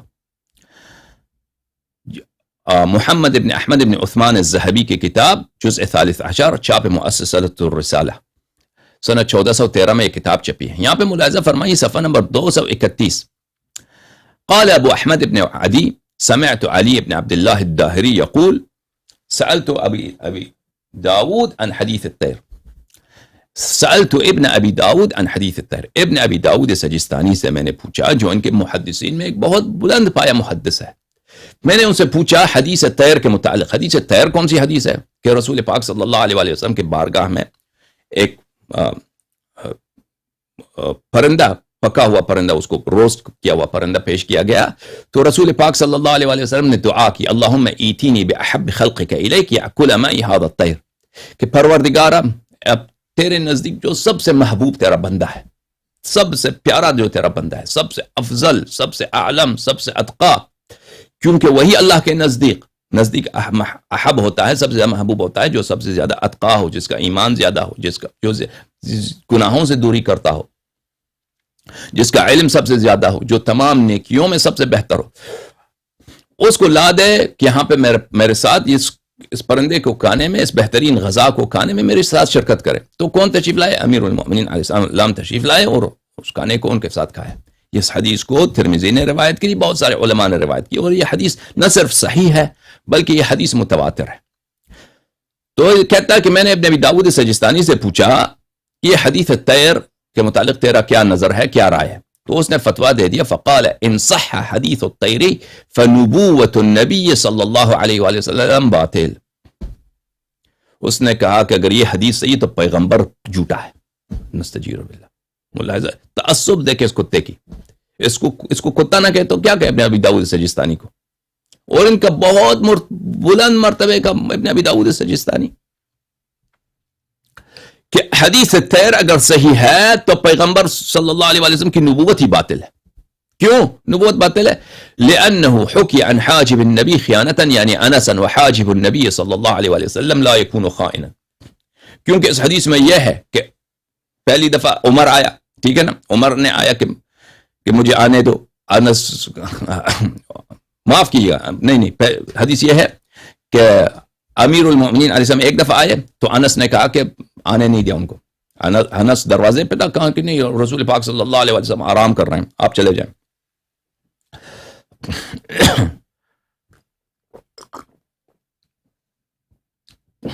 رسول پاک صلی اللہ علیہ وسلم آرام کر رہے ہیں، تو اس کو غصہ تھا انس کو کہ پیغمبر صلی اللہ علیہ وسلم کے ساتھ جو ہے کھانا کھانے کے لیے کوئی میرا قوم آ جائے، کوئی میرے انصار کا کوئی آدمی ہو۔ تو دوسری دفعہ آیا، پھر میں نے منع کیا، تو تیسری دفعہ جب آئے امیر المؤمنین علیہ السلام تو رسول پاک صلی اللہ علیہ وسلم نے پکارا کہ انس تو کیا کر رہا ہے، کیوں ان کو رد کر رہے ہو، آنے دو ان کو۔ تو پھر امیر المؤمنین علیہ السلام تشریف لائے، انہوں نے کھانا کھایا، اچھی بات ہے، کیونکہ اس حدیث میں یہ ہے کہ جو رسول پاک صلی اللہ علیہ وسلم کا جو خادم ہے، جو دروازے میں کھڑا آدمی ہے، حاجب بولتے ہیں جو دروازے میں کھڑا ہوتا ہے، دروازہ بان جو ہے، وہ اس نے خیانت کیا، اس نے امیر المؤمنین علیہ السلام کو آنے نہیں دیا۔ اور حاجب النبی لا یکون خائنا، ہاں نبی کریم صلی اللہ علیہ وسلم کے دروازے میں جو شخص کھڑا ہوتا ہے وہ خائن نہیں ہوتا، وہ غداری نہیں کر سکتا۔ دیکھیں یہ خود ہمیشہ اپنی کتب میں سب سے مختلف قسم کے گناہ انبیاء کی نسبت دیتے ہیں، حضرت یونس علیہ السلام نے یہ گناہ کیا ہے، حضرت ابراہیم علیہ السلام نے یہ گناہ کیا، حضرت آدم علیہ السلام نے یہ گناہ کیا ہے۔ لیکن ایک صحابی کے لیے اصل یہ نہیں کہ انس سے اس کو محبت ہے، کہ انس خیانت نہیں، صحابہ کی غلطیاں تو ثابت ہے۔ مغیرہ ابن شعبہ نے کیا کیا میرے عزیزو؟ مغیرہ ابن شعبہ عمر کے زمانے میں، مغیرہ ابن شعبہ بصرے کا گورنر تھا، اس کے خلاف شکایت آئی کہ یہ جو روزانہ زنا کرتا ہے۔ کس کے ساتھ؟ وہ ایک دوسرے صحابی کی عورت کے ساتھ۔ ام جمیل بھی ایک صحابی کا، ام جمیل خود بھی صحابی، اس کا خاوند بھی صحابی، زنا کرنے والا اس کے ساتھ بھی کون؟ مغیرہ ابن شعبہ صحابی۔ اور اس کی شہادت بھی کس دی ہے؟ صحابیوں نے شہادت دی، صحابہ نے شہادت دی۔ تو صحابہ کا وفد آ گیا عمر کے پاس کہ یہ آپ کا گورنر جو ہے یہ سارا دن اس کے گھر میں جا کے وہ زنا ہی کر رہا ہوتا ہے، وہ اس کا کام ہی زنا کرنا ہے، ہم نے خود اپنے آنکھوں سے دیکھا۔ تو عمر نے ان کو دھمکی دی، شہود نے جب شہادت دے رہے تھے تو عمر نے چوتھے شاہد کو دھمکی دی، تو اس کا زبان جو ہے کچھ وہ متذبذب ہو گیا، تو فوراً عمر نے اس کی شہادت کاٹی کہ وہ شہادت نہیں ہوئی، کیونکہ مغیرہ اس کا دوست تھا، اس کا گورنر تھا، اس کو جان بچانا تھا اس نے، وإلا اس کو تو زنا محسنہ ہونا تھا، اس کا رجم ہونے والا تھا، اس کو رجم سے بچایا، الٹا ان دوسرے صحابیوں پہ کیا دوسرے صحابہ پہ اس نے حد جاری کرا دی کہ کیا انہوں نے قذف کا حد، کہ انہوں نے جھوٹی شہادت دی ہے صحابہ پہ۔ صحابہ کی کرتوتیں کم ہیں کیا؟ اچھا وہ کہتا ہے کہ انس جو ہے وہ صحابی ہے، وہ کیسے خیانت کر سکتا ہے؟ اگر یہ حدیث طیر صحیح ہے، حدیث طیر صحیح ہے تو نبی کریم صلی اللہ علیہ وسلم جھوٹے ہیں۔ او بھائی اس کو خوب پتا ہے کہ صحابہ غلطی کر سکتا ہے، صحابہ نے کیا ہے، صحابہ آسمان سے نازل ہوئے، آپ لوگ خود انبیاء علیہ السلام کو نسبت دیتے ہیں، قرآن میں موجود ہے کہ انبیاء نے اس سے گناہ صادر ہوئے، تو صحابہ سے کیسے گناہ نہیں صادر ہو سکتا؟ صحابہ سے کہاں پہ اصول ہے کوئی کہ صحابہ سے گناہ صادر نہیں ہو سکتا؟ امیر المؤمنین علیہ السلام 3 دفعہ دروازے پہ آئے، 2 دفعہ انس نے آنے نہیں دیا، اس کو وہ خود کہہ رہا ہے مجھے محبت یہی تھی، مجھے فکر یہی تھا کہ کوئی انصار کا کوئی آدمی آ جائے، نبی کریم صلی اللہ علیہ وسلم کے ساتھ کھانا کھائے۔ تو اس نے جو رد کیا ہے میرے عزیزوں، یہ رد اس لیے انس کے لیے نہیں کیا ہے، یہ رد تعصب ہے حدیث طیر میں، کہ اگر ہم اعتراف کریں کہ امیر المؤمنین علیہ السلام نے رسول پاک صلی اللہ علیہ وسلم کے ساتھ پرندہ کھایا ہے، تو اس کا مطلب یہ ہے کہ احب الخلق عند اللہ، سب سے محبوب، ہاں تو ان کی افضلیت ثابت ہوگی نا، ابو بکر عمر، افضلیت اور احقیت بالخلافت ثابت ہوگی، علم میں سب سے آگے، تقوی میں سب سے آگے، عمل میں سب سے آگے، جہاد میں سب سے آگے، ایمان میں سب سے آگے کون؟ امیر المؤمنین علیہ السلام، کیونکہ وہ احب الخلق ہے۔ تو اس لیے کیا کہہ رہا ہے ابن ابی داود السجستانی کہ بولے اگر یہ حدیث الطیر ان صح حدیث الطیر فنبوت النبی باطل، نبوت نبی باطل ہے۔ تو ذہبی کہتا ہے هذه عبارۃ ردیئہ وکلام النحس، ذہبی کہتا ہے کہ یہ عبارت، یہ کلمات جو ہیں ابن ابی داود سجستانی کے بہت گھٹیا کلمات ہیں، اور یہ کلمات بہت منحوس کلمات ہیں۔ بل نبوت نبینا محمد صلی اللہ علیہ وآلہ وسلم قطعی حق قطعی ان صح خبر الطیر وان لم يصح وما وجه الارتباط، چاہے حدیث طیر صحیح ہو چاہے حدیث طیر ضعیف ہو، نبوت نبی صلی اللہ علیہ وآلہ وسلم قطعی ہے، حق ہے، اور کوئی اس میں کوئی تعلق ہی نہیں ہے کہ اگر حدیث طیر صحیح ہے تو نبوت پیغمبر صلی اللہ علیہ وآلہ وسلم کا جھوٹی ہے۔ ملاحظہ فرمائی یہ وہ حدیث طیر ہے کہ 30 سے زیادہ راوی ہیں اس کے، بلکہ اس کے بہت ہی زیادہ اس کے روات ہیں، یہ خبر متواتر ہے، حدیث متواتر ہے، نہ صرف یہ کہ حدیث صحیح ہے بلکہ متواتر ہے۔ ملاحظہ فرمائیے المستدرک علی الصحیحین للحاکم النیسابوری الجزء الثالث، تیسری مجلد، چاپ دار الفکر، یہ صفحہ نمبر 343 میں، حدیث الطیر کہ رسول پاک صلی اللہ علیہ وآلہ وسلم کے نزدیک، انس کہتا ہے وہاں پہ فرخ مشوی، وہاں پہ ایک بنا ہوا اس کو کیا بولتے ہیں، پرندے کا جو بچہ ہوتا ہے، وہ لایا ہے، بہت نازک گوشت ہوتا ہے، بہت مزے کا چیز ہوتا ہے، وہ لے کے آئے، فرمایا اللہم، رسول پاک صلی اللہ علیہ وسلم نے دعا کی، اللہم ایتینی بأحب خلقک الیک یأکل معی ھذا الطیر، اپنا جو سب سے بہترین، سب سے پیارا آپ اللہ تیرا بندہ ہے اس کو لا دے تاکہ میرے ساتھ یہ پرندہ کھا لے۔ اچھا، امیر المؤمنین علیہ السلام تشریف لائے، انہوں نے کھایا۔ یہ حدیث نقل کرتے کے بعد کہتا ہے ھذا حدیث صحیح علی شرط الشیخین، وہ کہتا ہے کہ یہ حدیث صحیح ہے بشرط شیخین، بشرط بخاری و مسلم، ولم یخرجا، بخاری مسلم نے اس کی روایت نہیں کی ہے لیکن یہ حدیث صحیح ہے بشرط بخاری و مسلم۔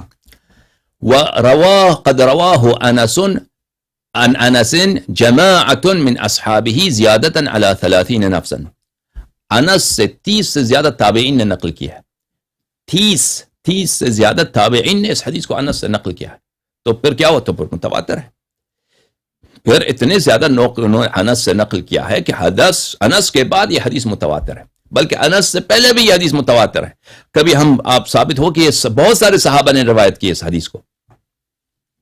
ثم صحت الروایت، پھر وہ خود کہتا ہے یہ حدیث صحیح طریقے سے روایت ہوا ہے، عن علی امیر المؤمنین علیہ السلام سے، ابو سعید الخدری سے، اور سفینہ سے، سفینہ بھی ایک صحابی ہیں، ان سے بھی روایت ہوئی ہے، ٹھیک ہے نا۔ یہ کس کا قول ہے؟ حاکم کا قول۔ اچھا، ملاحظہ فرمائیے، اب میں نے کہا نا یہ کتنے متعصب لوگ ہیں، ہاں خود ذہبی کا ابھی آپ نے دیکھا، ذہبی نے کیا شہادت دی؟ ذہبی نے کہا کہ حاکم امام المحدثین ہے اپنے زمانے میں، ان جیسا محدث بہت کم گزرے ہیں، اس نے خود شہادت دی، ٹھیک ہے نا۔ اس کے بعد کیا کہا؟ امام المحدثین نے کیا شہادت دی کہ 30 سے زیادہ لوگوں نے انس سے روایت کی ہے، سو انس سے تو قطعی ہے اس کا حدیث، اس کے علاوہ پھر بھی شہادت دی کہ حدیث صحیح طریقے سے روایت ہوئی، کس کے ساتھ؟ امیر المؤمنین علیہ السلام سے، اور کن سے؟ ابو سعید خدری سے اور سفینہ سے، ٹھیک ہے نا۔ شہادت کے بعد دیکھیں وہ کیا کہتا ہے حافظ ذہبی، کہتا ہے ابن عیاض لا عارفہ، کہتا ہے یہاں پہ ایک شخص، ایک ایسا شخص ہے ابن عیاض، میرے لیے مجہول ہے، وہ شخص میرے لیے مجہول ہے۔ ابن عیاض کون ہے؟ سند میں دیکھیے، ملاحظہ فرمائیے، سند میں یہ ہے حدثنا محمد بن احمد بن عیاض ابن ابی طیبہ، یہ روات میں سے ایک راوی ہے۔ اچھا، کہتا ہے میں اس کو نہیں جانتا، وَلَقَدْ كُنْتُ زَمَانًا طَوِيلًا أَنَّ أَظُنُّ أَنَّ حَدِيثَ الطَّيْرِ لَمْ يَجْسِرْ الْحَاكِمْ أَنْ يُوَدَّعَهُ فِي مُسْتَدْرَكِهِ. میں بہت زمانے تک میری رائے یہی تھی کہ حافظ ذہبی کے معاف کیجیے گا حاکم کی جرأت نہیں ہے کہ حدیث طیر اتنی ضعیف حدیث ہے کہ اس کو اپنی کتاب مستدرک میں شامل کر دے، مستدرک میں شامل کر دے، ٹھیک ہے نا. فلما علقت على هذا الكتاب رأيت الهول من الموضوعات التي فيه فإذا حديث الطير بالنسبة إليها سماء. لیکن میں نے جب اس کتاب کو دیکھا ہے، کہتا میں ابن عیاض کو نہیں جانتا، ابن عیاض کون ہے میرے لیے مجہول ہے. بہت عرصے تک میرا یہی تأثر تھا کہ حافظ حاکم نیشابوری کی یہ جرأت نہیں ہے کہ حدیث طیر کو مستدرک میں شامل کر دیں. لیکن جب میں نے اس کو دیکھا، اب اس کتاب کو دیکھا تو اس میں بہت ساری جھوٹی احادیث اس نے شامل کر دی ہیں. تو ان کے نسبت سے حدیث الطیر تو آسمان میں ہے، اور اس کے نسبت عزیز طیر تو کوئی پرواہ نہیں ہے. تو میرے عزیزو خوب دیکھیے کہ ذہبی کی تعصب دیکھیے کہ ایک شخص کو تم نہیں جانتا، اعلان کے میرے معزز ناظرین کتاب الموقظہ میں، الموقظہ فی علم الدرایہ میں، درایت الحدیث میں خود ذہبی یہی کہتا ہے کہ اگر ایک شخص مجہول ہو لیکن اس کی حدیث حاکم نے تصحیح کی ہو تو حاکم کی تصحیح سے ہمیں پتہ چلتا ہے کہ یہ شخص ثقہ ہے، یہ شخص ثقہ ہے. ٹھیک ہے، تو ابن عیاض کو نہیں جانتا، تو کہہ دے کہ ابن عیاض کو نہیں جانتا، تو کیوں طعن کرتا ہے اس حدیث پر؟ تیری علم کم ہے، تو نہیں جانتا. پھر اس کے علاوہ حاکم شہادت دیتا ہے کہ 30 سے زیادہ لوگوں نے، 30 تابعین نے روایت کی ہے، کن سے؟ انس سے. اس کے علاوہ امیر المؤمنین علیہ السلام سے، ابی سعید خدری سے، سفینہ سے روایت ہوئی ہے. اس سے تو تواتر ثابت ہوتا ہے. رامی تو آ کے کہتا ہے کہ یہ مجھے میرا یہی اندازہ تھا کہ حاکم کی جرأت ہی نہیں ہوگی کس حدیث کو کس کتاب میں شامل کرے. ٹھیک ہے نا. اب آپ نے یہاں پہ دیکھ لیا کہ اس نے اس طرح اس حدیث میں طعن کیے، جرح کیا، اس کا تعصب دیکھیں. پھر یہی شخص ملاحظہ فرمائے کتاب میزان الاعتدال میں کیا کہتا ہے. میزان الاعتدال فی نقد الرجال، تألیف الذہبی، محمد ابن احمد ابن عیاض میں کہتا ہے محمد ابن عیاض سے کیا نقل ہوئی ہے؟ حدیث الطیر نقل ہوئی ہے. حاکم نے اس حدیث کو نقل کیا ہے علی شرط البخاری و مسلم. حاکم نے اسی حدیث کو بخاری و مسلم کے شرط پہ کہا کہ حدیث طیر کو بخاری و مسلم کی شرط پر ہے، کیونکہ وہی حدیث جو محمد ابن احمد ابن عیاض نے نقل کی ہے. قلت الکل ثقات الا هذا فانا اتهمه به. کہا کہ سب اس حدیث میں سب ثقہ ہیں، جیسے حاکم نے کہا کہ شرط بشرط بخاری و مسلم ہے، مگر یہ محمد ابن عیاض، یہ ابن عیاض جو ہے انا اتهمه به، میں حاکم کو تہمت دیتا ہوں، میں حاکم پہ الزام لگاتا ہوں کہ تو کیوں اس حدیث کو لے کے آیا. اچھا دیکھیں کہ میں اس کو تہمت لگاتا ہوں حاکم پر کہ تو کیوں لے کے آیا ہے، میں اس کو نقد کرتا ہوں کیوں لے کے آیا اس حدیث کو اس کتاب میں بخاری و مسلم کی شرط پر. یہ ایک شخص نہیں ہے صحیح، حالانکہ خود وہاں پہ اعتراف کر رہا ہے کہ اس کے نزدیک مجہول ہے. اور بھائی جہل جو ہے وہ کوئی جرح نہیں ہے، آپ نہیں جانتے، وہ جانتا ہے اس کو. وہ جب کہتا ہے یہ بخاری مسلم کے شرط پر ہے، یعنی اس کے سب روات وہی ہیں جو کہ بخاری مسلم جیسے روات ہیں. آپ کا علم کم ہے. یہ آپ کیوں کہتے ہیں کہ آپ کے لیے مجہول ہونا، حالانکہ خود آپ نے دوسری جگہ پہ خود اعتراف کیا کہ حاکم کی تصحیح خود ہی توثیق ہے. حاکم کی تصحیح، اگر کوئی شخص ہمارے نزدیک مجہول ہے، اس حاکم کی تصحیح خود توثیق ہے، اس کی حدیث اس سے صحیح بن جاتا ہے. پھر کہتا ہے ثم ظہر لی انہ صدوق. ہاں، اس کتاب کو لکھنے کے بعد کہ اس نے کہا کہ یہ شخص میں تہمت لگاتا ہوں، پھر بعد میں اس نے اسے اضافہ کیا کہ بعد میں مجھے پتا چلا کہ یہ شخص یہ بھی سچا ہے. تو اس کا بھی اعتراف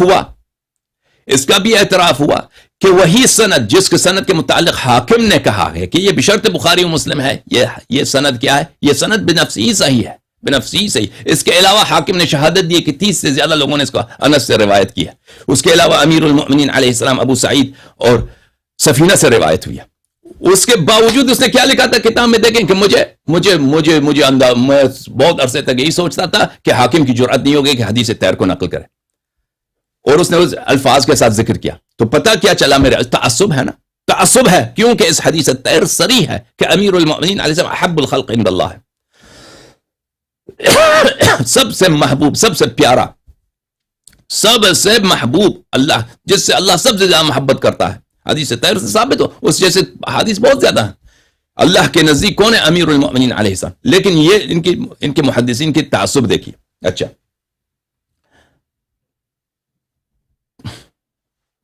یہ کتاب ہے تذکرۃ الحفاظ ذہبی کی، تذکرۃ الحفاظ، چھاپ حیدرآباد دکن، جزء ثالث تذکرۃ الحفاظ کی. ملاحظہ فرمائیں یہاں پر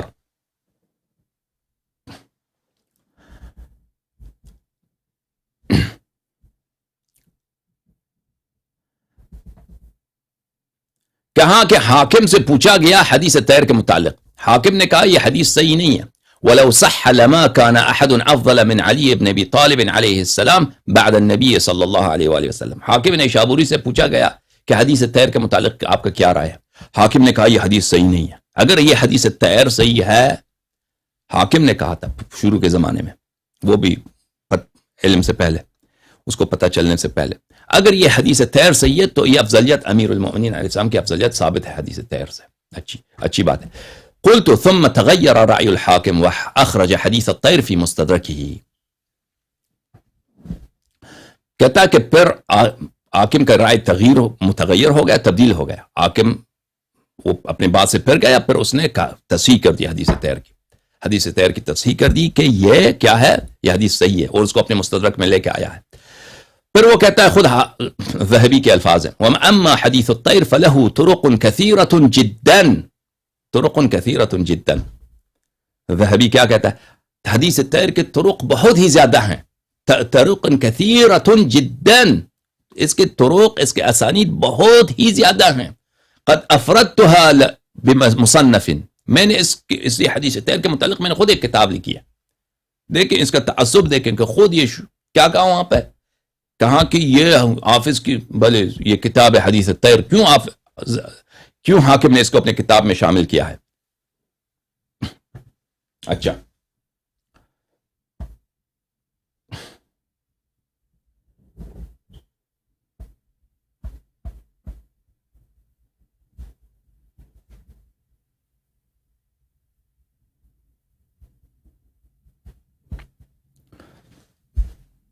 یہ کتاب ہے کتاب فتح الملک العلی بصحت حدیث باب مدینة العلم علی. کتاب فتح الملک العلی بصحت حدیث باب مدینة العلم علی، تعلیف ہے یہ محمد بن احمد بن صدیق الغماری کی. احمد بن محمد بن صدیق غماری جو ان کی وفات ہوئی ہے سنہ 1380 ہجری میں، یعنی 60 سال پہلے. مغرب میں رہتے تھے، مغرب یعنی مراکش میں، اور مغاربہ کے بزرگ ترین، بلکہ بلا شک بزرگ ترین، ان کے سب سے عظیم ترین محدث تھے. یہاں پہ ملاحظہ فرمائیے میرے عزیزو، اور یہ شیعہ نہیں ہے یہ، بلکہ یہ جماعت عمریہ کے مالکی مذہب کے پیروکار ہیں، اور یہ جماعت عمریہ کے بہت بڑے محدثین میں ان کا شمار ہوتا ہے. یہاں پہ ملاحظہ فرمائیے صفحہ نمبر 98 میں، وَأَمَّا الذَّهَبِي، ذہبی دیکھیں کہ یہ خود کیا شہادت دیتے ہیں اپنے علماء کے خلاف. وَأَمَّا الذَّهَبِي فَلَا يَنْبَغِي أَنْ يَقْبَلَ قَوْلُهُ فِي الْأَحَادِيثِ الْوَارِدَةِ بِفَضْلِ عَلِيٍّ عَلَيْهِ السَّلَامِ. ذہبی کی کوئی بھی بات جو بھی حدیث امیر المؤمنین علیہ السلام کی شان میں وارد ہوئی ہو، ان کی مدح میں وارد ہوئی ہے، ذہبی کی اگر اس کے خلاف بات کرے تو اس کی بات نہ سنایا جائے، کیونکہ یہ شخص متعصب ہے، یہ ملعون شخص ناصبی ہے، یہ حرامی ہے. فلا ينبغي، جائز نہیں ہے کہ انسان ذہبی کے قول ان احادیث میں کے متعلق قبول کرے جو فضل امیر المؤمنین علیہ السلام میں صادر ہوئی ہیں. كان إذا وقع نظره عليها اعترته حدة أتلفت شعوره وغضب أذهب وجدانه. ذہبی فإنه سامح اللہ، کہتا ہے اللہ تعالیٰ ذہبی کی مغفرت کرے. ہم کہتے ہیں اللہ اس کی مغفرت نہ کرے بلکہ اس کی لعنت کرے. ایسا تھا کہ کبھی اس کا نظر پڑتا ایسے حدیث پر جس میں علی امیر المؤمنین علیہ السلام کی فضل ہو، تو کیا ہوتا ہے، اعترته حدة، اس کو ایسا غضب اس پہ طاری ہوتا تھا، ایسے تھندی، کیا بولتے ہیں، ایسا کڑواپن، ایسی تلخی اس کو قبضے میں لے لیتا ذہبی کو، اور اس کی جب نظر پڑتی ہے امیر المؤمنین علیہ السلام کی فضیلت پر، جو حدیث اس کی فضیلت پر، اتلفت شعورہ، کہ اس کا شعور، اس کا عقل چلا جاتا اس غصے میں، وغضب اذهب وجدانہ، اور اس کو ایسا غضب اس پہ طاری ہو جاتا جب حدیث اس کو نظر آتا کس کا، امیر المؤمنین علیہ السلام کے فضل پر، کہ اس کا جو ضمیر ہے وہ اپنے اس کے ضمیر کو بھول جاتا تھا، اپنا علم بھول جاتا تھا، سب یہ دین ایمان سب بھول جاتا تھا جب وہ اس کی نظر پڑتی کس پہ، امیر المؤمنین علیہ السلام کی فضیلت پر. حتی لا یدری ما یقول وربما سب ولعن من روى فضائل علی علیہ السلام. نہ اس کو غصہ آ جاتا ذہبی کو جب وہ نظر پڑتا ہے کس پہ، فضائل امیر المؤمنین علیہ السلام پر، کہ حتی لا یدری ما یقول، کہ وہ اس کو پتہ بھی، خود ذہبی کو بھی نہیں پتہ چلتا کہ کیا کہہ رہا ہے، کیا کہہ رہا ہے. جیسا بھی میں نے آپ کو مثال دیا نا کہ حدیث طیر کے متعلق حاکم خود کہہ رہا ہے کہ 30 سے زیادہ لوگوں نے انس سے نقل کیا ہے، اس کے علاوہ حدیث صحیح ہے امیر المؤمنین علیہ السلام سے، سفینہ سے، فلان سے، خود کہتا ہے میں اس راوی کو نہیں جانتا، اس کے باوجود کہتا ہے جرأت کیسی ہوئی حاکم نے اس حدیث کو نقل کرے، متواتر حدیث کو نقل کیا آرامی اس نے، تم متواتر حدیث کا متعلق کہہ رہے ہو کہ اس کو کیسی جرأت ہوئی ہے کہ اس نے نقل کیا. متواتر کو نقل نہ کرے تو کیا نقل کرے، اگر متواتر بشرط بخاری و مسلم نہیں تو پھر کیا ہے. ٹھیک ہے، کہتا ہے کہ ذہبی کو جب بھی کوئی حدیث نظر آتا ہے امیر المؤمنین علیہ السلام کی فضل میں، اس کو ایسا غصہ آ جاتا ہے کہ وہ لا یدری ما یقول، اس کو پتہ بھی نہیں ہوتا کہ وہ خود کیا کہہ رہا ہے. وربما سب ولعن من روى فضائل علی علیہ الصلاۃ والسلام، اور ہمیشہ یہ کیا کرتا ہے، سب کرتا ہے، لعنت کرتا ہے جو وہ روات جو امیر المؤمنین علیہ السلام کی فضیلت کو نقل کرتے ہیں. كما وقع له منه في غير موضع في الميزان وطبقات الحفاظ، جیسے کہ اس سے کئی دفعہ اس سے صادر ہوئی ہیں، کہاں پہ، میزان الاعتدال میں، طبقات الحفاظ میں، تحت ستارة ان الحديث موضوع، وہ اس کا بہانہ یہ ہوتا ہے کہ حدیث جعلی ہے. میرے عزیزو، یہ محمد احمد ابن محمد ابن صدیق غماری بالکل صحیح فرما رہے ہیں، بالکل صحیح فرما رہے ہیں. یعنی ذہبی جو ہے، ذہبی 8ویں صدی کا عالم ہے، 8ویں صدی کا عالم ہے. اس کی کتاب دیکھیں، میزان الاعتدال، تاریخ الاسلام وغیرہ میں، کاشف میں، یہ جب بھی یہ اس کا کام ہی یہی ہے ذہبی کا، یہ حدیث دیکھتا ہے کہ اس راوی نے کون سی حدیث نقل کی ہے. اگر کوئی ایسا راوی ہو کہ اس نے امیر المؤمنین علیہ الصلاۃ والسلام کے فضیلت میں حدیث نقل کی ہے، وہ کائناً من کان، وہ جو بھی ہو اس کی وہ تجریح کرتا ہے، جرح کرتا ہے، کوئی بہانہ لے کے آ جاتا ہے اس کی جرح کرتا ہے. یعنی اس شخص کو یہ جانتا بھی نہیں ہے نا، روات گزرے ہیں مثلا 2 صدی میں، 1 صدی میں، 3 صدی میں، ذہبی کے زمانے سے 400 سال، 500 سال، 600 سال پہلے. یعنی اس کا یہ نہ ذہبی اس کو جانتا ہے، نہ ذہبی کا دادا اس کو جانتا ہے. اتنے پرانے اس درمیان فاصلہ ہے، زمانی فاصلہ ہے. ٹھیک ہے نا، 400-500 سال پہلے آدمی گزرا ہے. اس کے متعلق کہتا ہے یہ ضعیف ہے، یا مثلا یہ منکر ہے، یا مثلا یہ کذاب ہے، جھوٹا آدمی ہے. کیسے کہتا ہے کیسے کہتا ہے؟ وہی اس کے سب جو ہے وہ حدیث جا کے دیکھتا ہے. حیرانی، جو شخص فضیلت اہل بیت علیہ السلام نقل کرتا ہے اس کے حدیث کو تضعیف کرتا ہے، جرح کرتا ہے.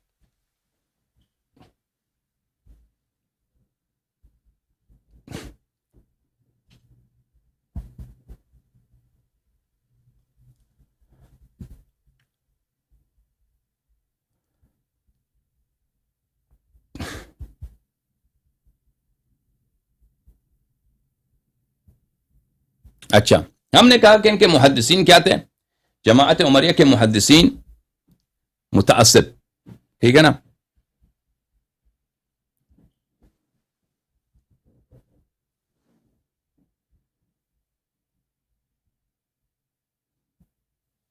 جماعت عمریہ کے محدثین متعصب، تعصب کہ ہم اس کم وقت میں یہی 2 مثال دے سکتے ہیں، اس سے زیادہ مثال دینا اب بھی وقت ختم ہو رہا ہے. اس کے علاوہ گورنمنٹس کی پالیسی بھی یہی تھی کہ اہل بیت علیہم الصلاۃ والسلام کے متعلق کوئی حدیث نقل نہ کیا جائے، حدیث نقل نہ کیا. اس کی کتنی مثالیں زیادہ ہیں، بنی امیہ کے زمانے میں، حجاج ابن یوسف کے زمانے میں، اس کے بعد بنی عباس کے زمانے میں. میں آپ کو ایک واقعہ سناتا ہوں. بنی عباس کے زمانے منصور جو عبداللہ ابن محمد ابن علی ابن عبداللہ ابن عباس ابن عبد المطلب، جو خلیفہ ہے جماعت عمریہ کے بنی عباس کا، منصور دوانقی جس کو بولتے ہیں، اس کا سلیمان ابن مہران اعمش کے ساتھ ایک واقعہ ہے۔ ملاحظہ فرمائیے، یہ کتاب ہے مناقب امیر المؤمنین علیہ الصلاۃ والسلام، تالیف الحافظ ابو الحسن ابن مغازلی کی، متوفہ سنت 443۔ یہ کتاب ایک وہابی آدمی نے، الوداعی، دکتر الوداعی نے اس کو جو ہے چھاپا ہے، تحقیق کی ہے۔ یہاں پہ صفحہ نمبر 197 میں حدیث الاعمش والمنصور، اعمش اور منصور کی حدیث، اعمش اور منصور کے درمیان جو گفتگو ہوا ہے۔ یہ بنی عباس کا زمانہ ہے، اور یہ منصور دوانقی جو ہے عبداللہ ابن عباس کا پوتا ہے۔ توقع اس سے یہی ہے کہ آپ بنی عباس کے ہیں، آپ بنی امیہ کے سے نہیں ہیں۔ امیر المؤمنین علیہ السلام بنی ہاشم کا سب سے بزرگ انسان ہے رسول پاک صلی اللہ علیہ وآلہ وسلم کے بعد، آپ ان کی عزت کریں۔ لیکن بالعکس وہ سیاسی مقاصد کے بنا پر بنی عباس نہیں چاہتے تھے کہ امیر المؤمنین علیہ السلام کے فضائل بیان کیے جائیں، اور یا حضرت ابو طالب علیہ السلام کے فضائل بیان کیے جائیں، بلکہ وہ چاہتے تھے کہ حضرت ابو طالب علیہ السلام، حضرت امیر المؤمنین علیہ السلام کو نیچے کیا جائے۔ اس کی وجہ کیا تھی؟ کہ اس کی وجہ یہ تھی کہ وہ چاہتے تھے کہ عباس کو اوپر کیا جائے، اس کی سیاست یہی تھی۔ اور اس لیے اس کی وجہ میں نے بتایا تھا نا، جو بحث نکاح سیدہ میں تھا، کہ بن الحسن جو تھے وہ چیلنج کرتے تھے بنی عباس کو۔ بن الحسن، امام حسن علیہ السلام کے اولاد جو تھے، وہ چیلنج کرتے تھے ان کی کہ خلافت ہمارا حق ہے، بلکہ بنی عباس نے شروع میں بیعت کی تھی نفس زکیہ کے ساتھ، محمد ابن عبداللہ ابن الحسن ابن علی ابن ابی طالب علیہ السلام کے ساتھ بیعت کی تھی ان لوگوں نے۔ اصل خلافت تو ان کا حق بنتا تھا، کیونکہ ان لوگوں نے ان کے ساتھ بیعت کیا تھا، اور لوگ بھی ان کے ساتھ تھے، علماء بھی ان کے ساتھ تھے، اور زیدیوں کے ساتھ تھے لوگ۔ یہ نفس زکیہ بھی زیدی تھا، امامت کے مدعی تھے، یہ مہدی ہونے کا مدعی ادعا کرتے تھے۔ تو اس لیے جو ہے یہ لوگ نہیں چاہتے تھے میرے عزیزوں کہ امیر المؤمنین علیہ الصلاۃ والسلام کے فضائل معروف و مشہور ہو جائے۔ ان کے سیاسی مقصد یہی تھا، اور وہ چاہتے تھے کہ ابو بکر عمر کو امیر المؤمنین علیہ السلام سے بہتر دکھایا جائے، تاکہ ان کا اپنا جو ہے قبضہ حکومت پر، ان کا اپنی حقداری حکومت پہ لوگوں کے لیے بہتر ثابت ہو سکے۔ کیونکہ امیر المؤمنین علیہ الصلاۃ والسلام کی خلافت کا اور ان کے افضلیت کا اگر اعتراف کیا گیا تو پھر ان کے اولاد جو ہیں ان کے سیاسی مقاصد میں ان کا فائدہ ہوگا۔ سمجھ میں آ رہی نا؟ گرچہ امام صادق علیہ الصلاۃ والسلام سیاست کے پیچھے نہیں تھے کہ وہ انقلاب کر دیں یا حکومت کر دیں یا بنی عباس کا تختہ الٹا دیں، لیکن یہ وجہ کیا تھی؟ وجہ سادات بن الحسن کی وجہ سے تھی، کہ زیدیوں کی وجہ سے، کہ وہ لوگ انقلاب کرنے کے چکر میں تھے۔ اچھا، یہاں پہ روایت نمبر 188 کو 3 طرق کے ساتھ روایت کیا ہے ابن مغازلی نے۔ یہ پہلا طریق پچھلے صفحے میں، دوسرا طریق اور تیسرا طریق۔ روایت کرتے ہیں کن سے؟ سلیمان ابن مہران اعمش۔ سلیمان ابن مہران اعمش کہتا ہے کہ ایک رات کو میرے پاس رسول آیا، پیغام لینے والا آیا منصور کا، کہ خلیفہ تجھے بلا رہے ہیں۔ تو مجھے بڑا ڈر گیا، خلیفہ اس رات کو مجھے کیوں بلا رہے ہیں؟ ٹھیک ہے نا؟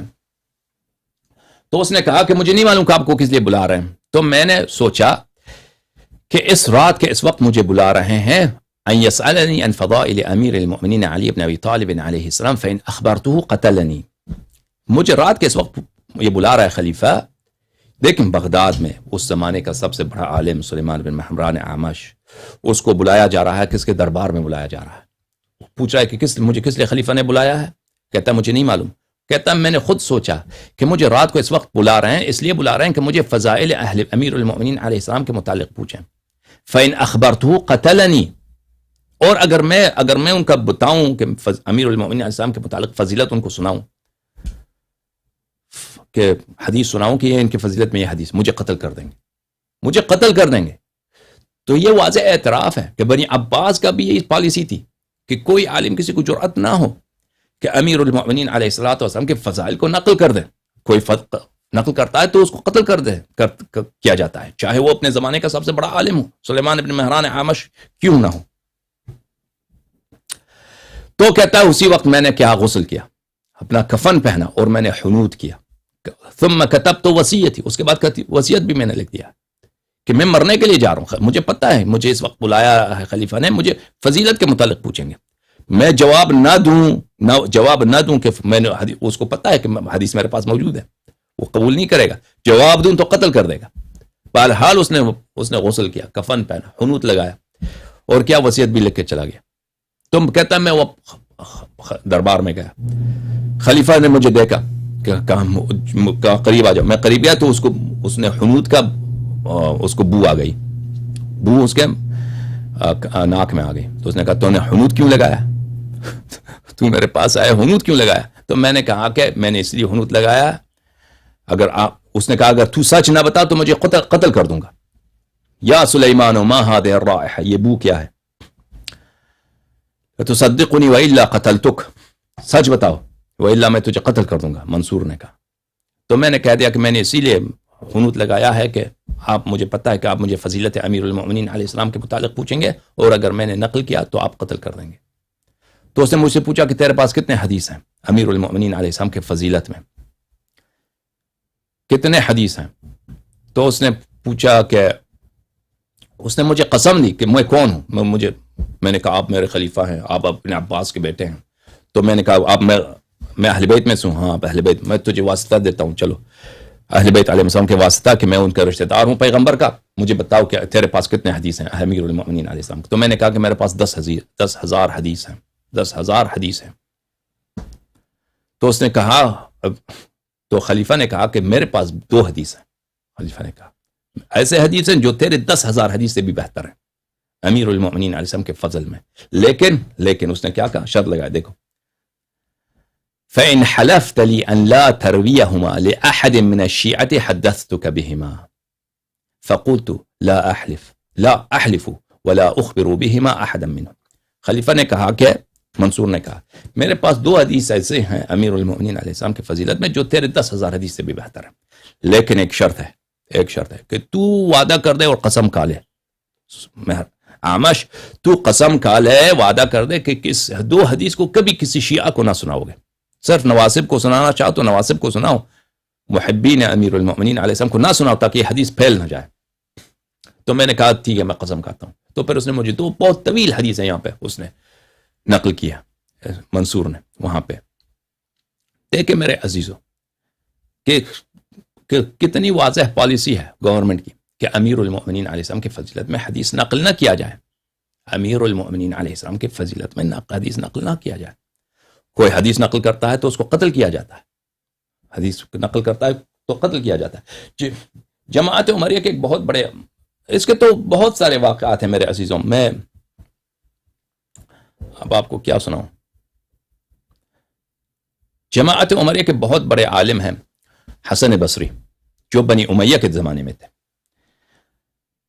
حسن بصری میرے عزیزوں وہ شخصیت ملاحظہ فرمائی، سیر اعلام النبلاء میں ذہبی جو ہے انس بن مالک سے روایت کرتا ہے کہ انس بن مالک جو خود حرامی صحابی ہے، ٹھیک ہے نا، وہ کہتا ہے کہ مجھے احادیث بھول گئی ہیں، تم حسن بصری سے سیکھو، حسن بصری سے سیکھو۔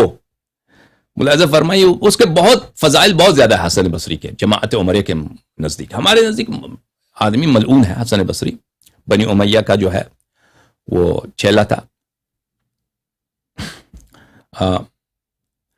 لیکن ابھی میرے پاس وقت کم ہو رہا ہے تو میں سیر اعلام آپ کو نہیں دکھاؤں گا، اور اس کے جو فضائل سیر اعلام میں نقل کیے ہیں انہوں نے وہ نہیں دکھاؤں گا۔ ملاحظہ فرمائیے تہذیب الکمال فی اسماء الرجال للحافظ المزی، المجلد السادس، چھاپ مؤسسۃ الرسالہ، سنہ 1985 میں چھپی ہے۔ ملاحظہ فرمائیے یہاں پر صفحہ نمبر 124، یونس ابن عبید کہتے ہیں کہ میں نے حسن بصری سے پوچھا یا ابا سعید انک تقول قال رسول اللہ صلی اللہ علیہ وآلہ وانک لم تدرکو، میں نے حسن بصری سے پوچھا حسن بصری حرامی تو بہت دفعہ کہتا ہے کہ قال رسول اللہ صلی اللہ علیہ وآلہ، قال رسول اللہ صلی اللہ علیہ وآلہ، تو ہمیں تو پتہ ہے کہ تو نے رسول پاک صلی اللہ علیہ وسلم کو درک نہیں کیا ہے، ادراک ہی نہیں کیا ہے، تو کیسے نقل کرتا ہے قال رسول اللہ صلی اللہ علیہ وآلہ۔ تو حسن بصری نے کہا یبن اخی، بھتیجے، لقد سألتنی عن شیء ما سألنی احد قبلک، بتیجے تو نے ایک ایسے مسئلے سے پوچھا ہے کہ آپ سے پہلے کسی نے نہیں پوچھا. یعنی ایسے زمانے میں رہتے تھے سب لوگ بھی بے وقوف. حسن بصری جو ہے اس کی ولادت عمر کے خلافت کے انتہا میں ہوئی ہے.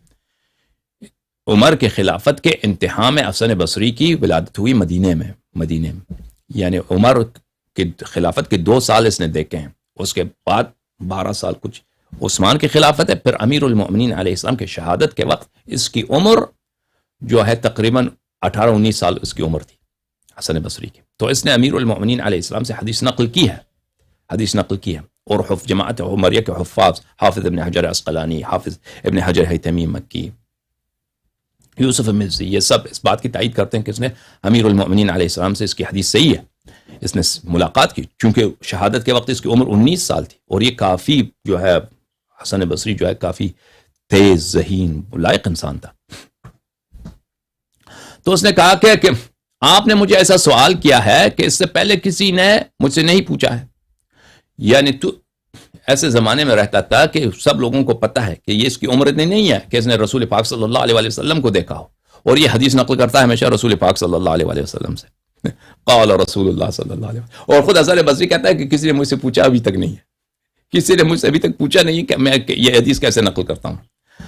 ولولا منزلتک منی ما اخبرتک، مجھے آپ سے بڑا پیار ہے، اگر آپ سے پیار نہ ہوتا میں آپ کے سوال کا جواب بھی نہیں دیتا. انی فی زمان کما ترى وکان فی عمل الحجاج. اس نے کہا کہ آپ کو ہماری مجبوری کا پتہ ہے. حسن بصری نے کہا ہم ایسے زمانے میں رہتے ہیں، مجبوریوں کا تو تجھے پتہ ہے. اور وہ کون سا زمانہ تھا؟ حجاج ابن یوسف، بنی امیہ کا دوران.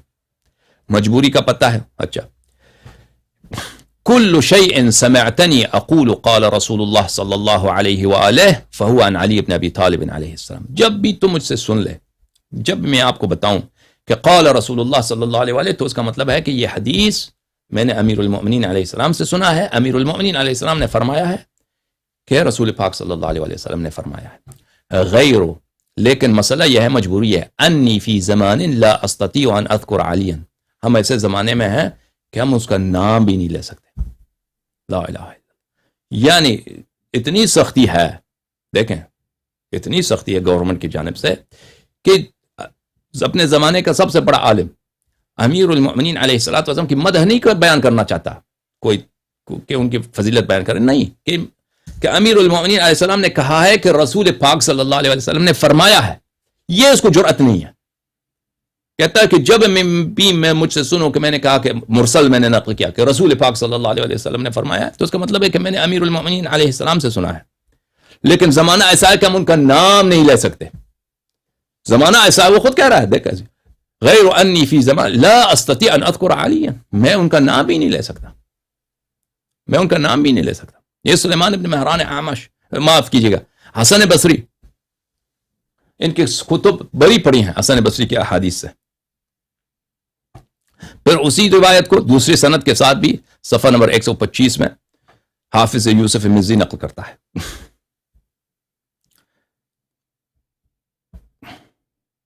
یہ کتاب ہے حلیۃ الاولیاء و طبقات الاصفیاء، چاپ دار الکتب العلمیہ،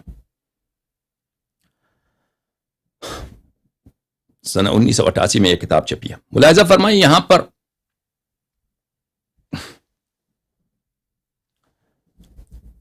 یہ روایت نقل کرتا ہے، کہتا ہے ہم نے حسن بصری سے پوچھا یا ابا سعید بلغنا انک تقول لو کان علی یاکل من حشف المدینہ لکان خیرا مما صنع.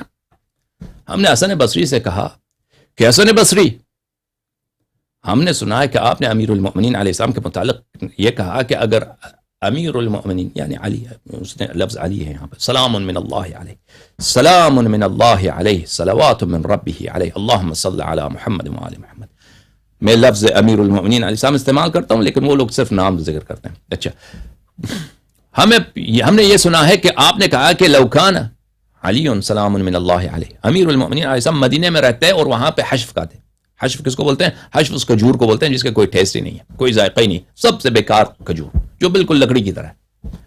اس سے بہتر تھا کہ وہ مدینے میں رہتے ہیں، حشف کھاتے ہیں، وہ کھجور جو بالکل جانوروں کو کھلایا جاتا ہے. لیکن وہ یہ کام جو انہوں نے کیا یہ کام نہ کرتے. کام کیا کہ اس نے عائشہ سے لڑائی کی ہے، طلحہ زبیر سے لڑائی کی ہے، معاویہ سے لڑائی کی ہے، ٹھیک ہے نا.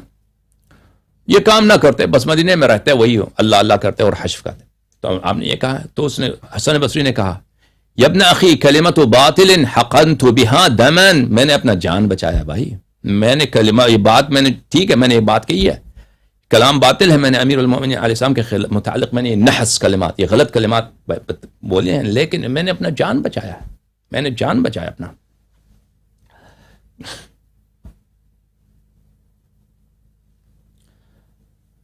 الاخبار الموفقیات لزبیر بن بکار، متوفى سنہ 256، چاپ عالم الکتب. یہاں پر بھی صفحہ نمبر 167 میں یہی روایت ہے. یابن اخی کلمۃ باطل حقنت بها دمی، اے میرے بھائی میں نے یہ جملہ جو کہا ہے، میں نے جملہ جو کہا ہے امیر المؤمنین علیہ السلام کے خلاف میں نے بکواس کی ہے، تو میں نے اپنا جان بچانے کے لیے کی. تو میرے عزیزو، ایک طرف سے یہ مختصر ہم نے بتایا ہے، بنی امیہ ایسے بچوں کو قتل کرتے تھے، جن کا نام علی ہوتا تھا اس کو قتل کرتے تھے. ان کے اپنے زمانے کے سب سے بڑے بڑے علماء، ان کو جرأت نہیں ہوتی تھی کہ امیر المؤمنین علیہ السلام کے نام لے لیں، ٹھیک ہے نا، یہ حکومت کی پالیسی. اس کے علاوہ ان کے علماء خود متعصب تھے، ان کے حرامی علماء خود متعصب تھے، جیسے ابھی ہم نے ابی داؤد سجستانی کا سنا ہے. اس کے علاوہ میرے عزیزو، ان کے عوام جو تھے نا، ان کے عوام کی کیا تعصب ہے میں آپ کو سناؤں. میں مختصر کر کے بہت یہ باتیں آپ کو سناتا ہوں، یہ باتیں بہت طویل ہیں، اس کے باتوں کے دلائل بہت زیادہ ہیں.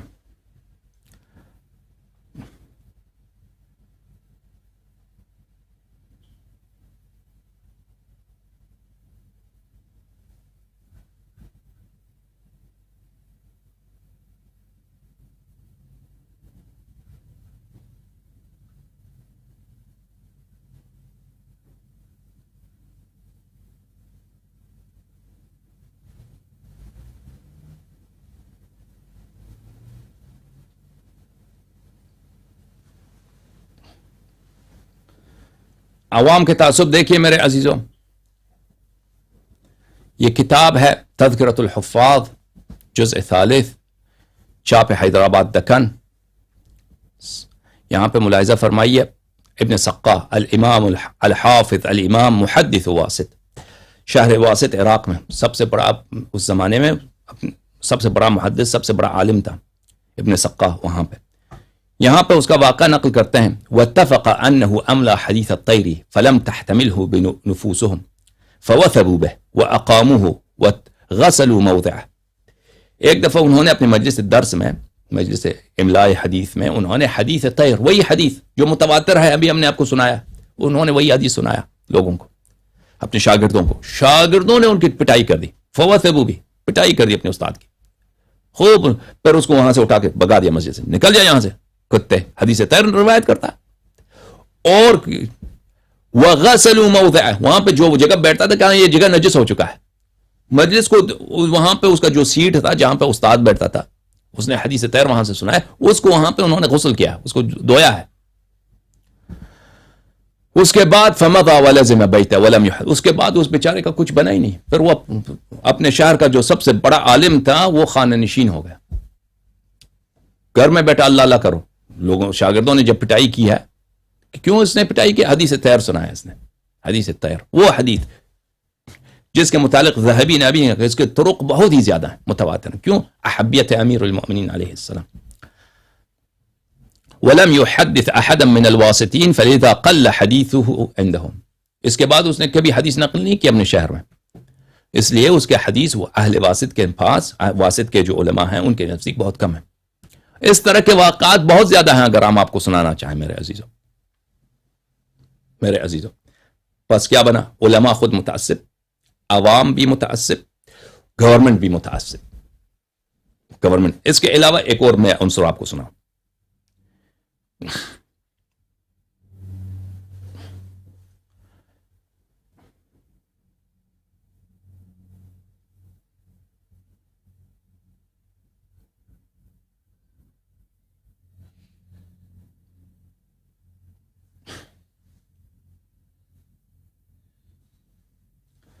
یہ کتاب ہے مجموعۃ الفتاوی لشیخ الالحاد ابن تیمیہ الحرانی، مجلد نمبر 20. کتاب چھپی ہے، سند نہیں لکھا یہاں پہ، صفحہ نمبر 129 یہاں پہ کہ مجتہدین کے فتاوا ایک دوسرے سے مختلف کیوں ہوتے ہیں، بلکہ حدیث کے خلاف کیوں وہ فتوا دیتے ہیں. وہ کہتا ہے اس کے کئی وجوہات ہیں. پہلی سبب یہ ہے کہ ان کو حدیث، بعض مجتہدین کو حدیث کا نہیں پتہ، حدیث ان کو نہیں پہنچی ہوئی ہوتی ہے. اس کی مثال کس کو دیتا ہے؟ پہلی ابو بکر. مجتہدین، مزے کی بات ہے واللہ، کاش میرے پاس وقت ہوتا کہ میں آپ کو یہ سب واقعات پوری طرح سے تفصیل کے ساتھ سناتا. مجتہدین نص کے خلاف فتوا کیوں دیتے ہیں؟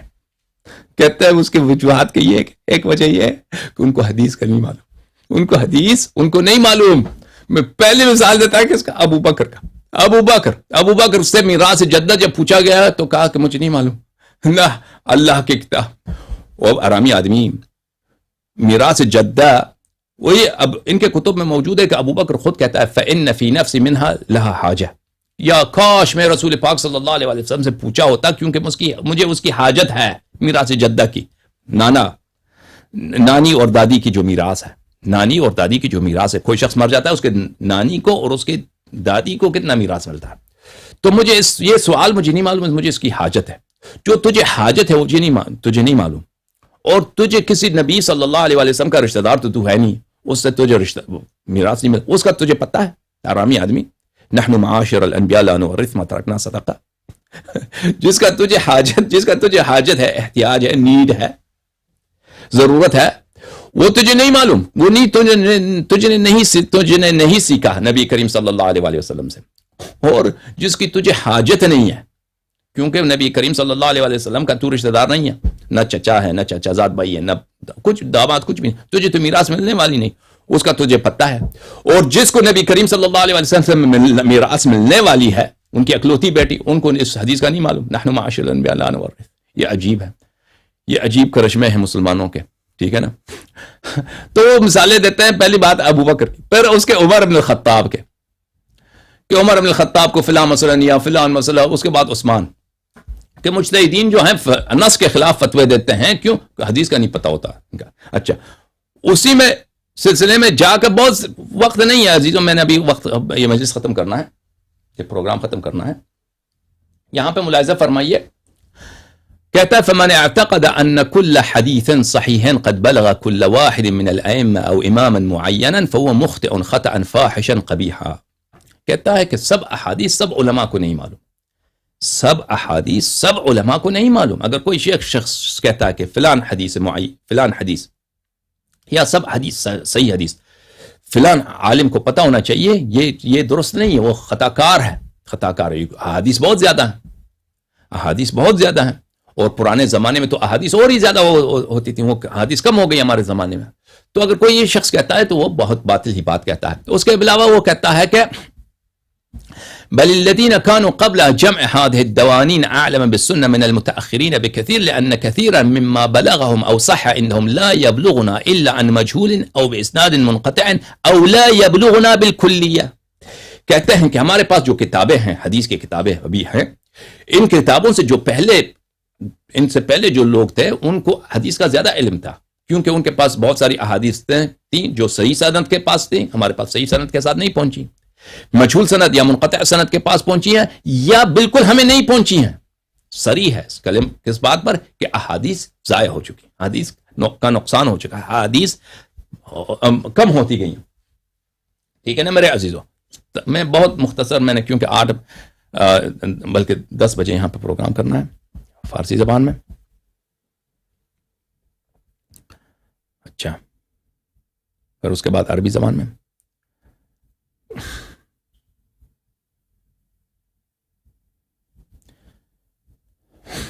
یہ کتاب الانتصار للسلف الاخیار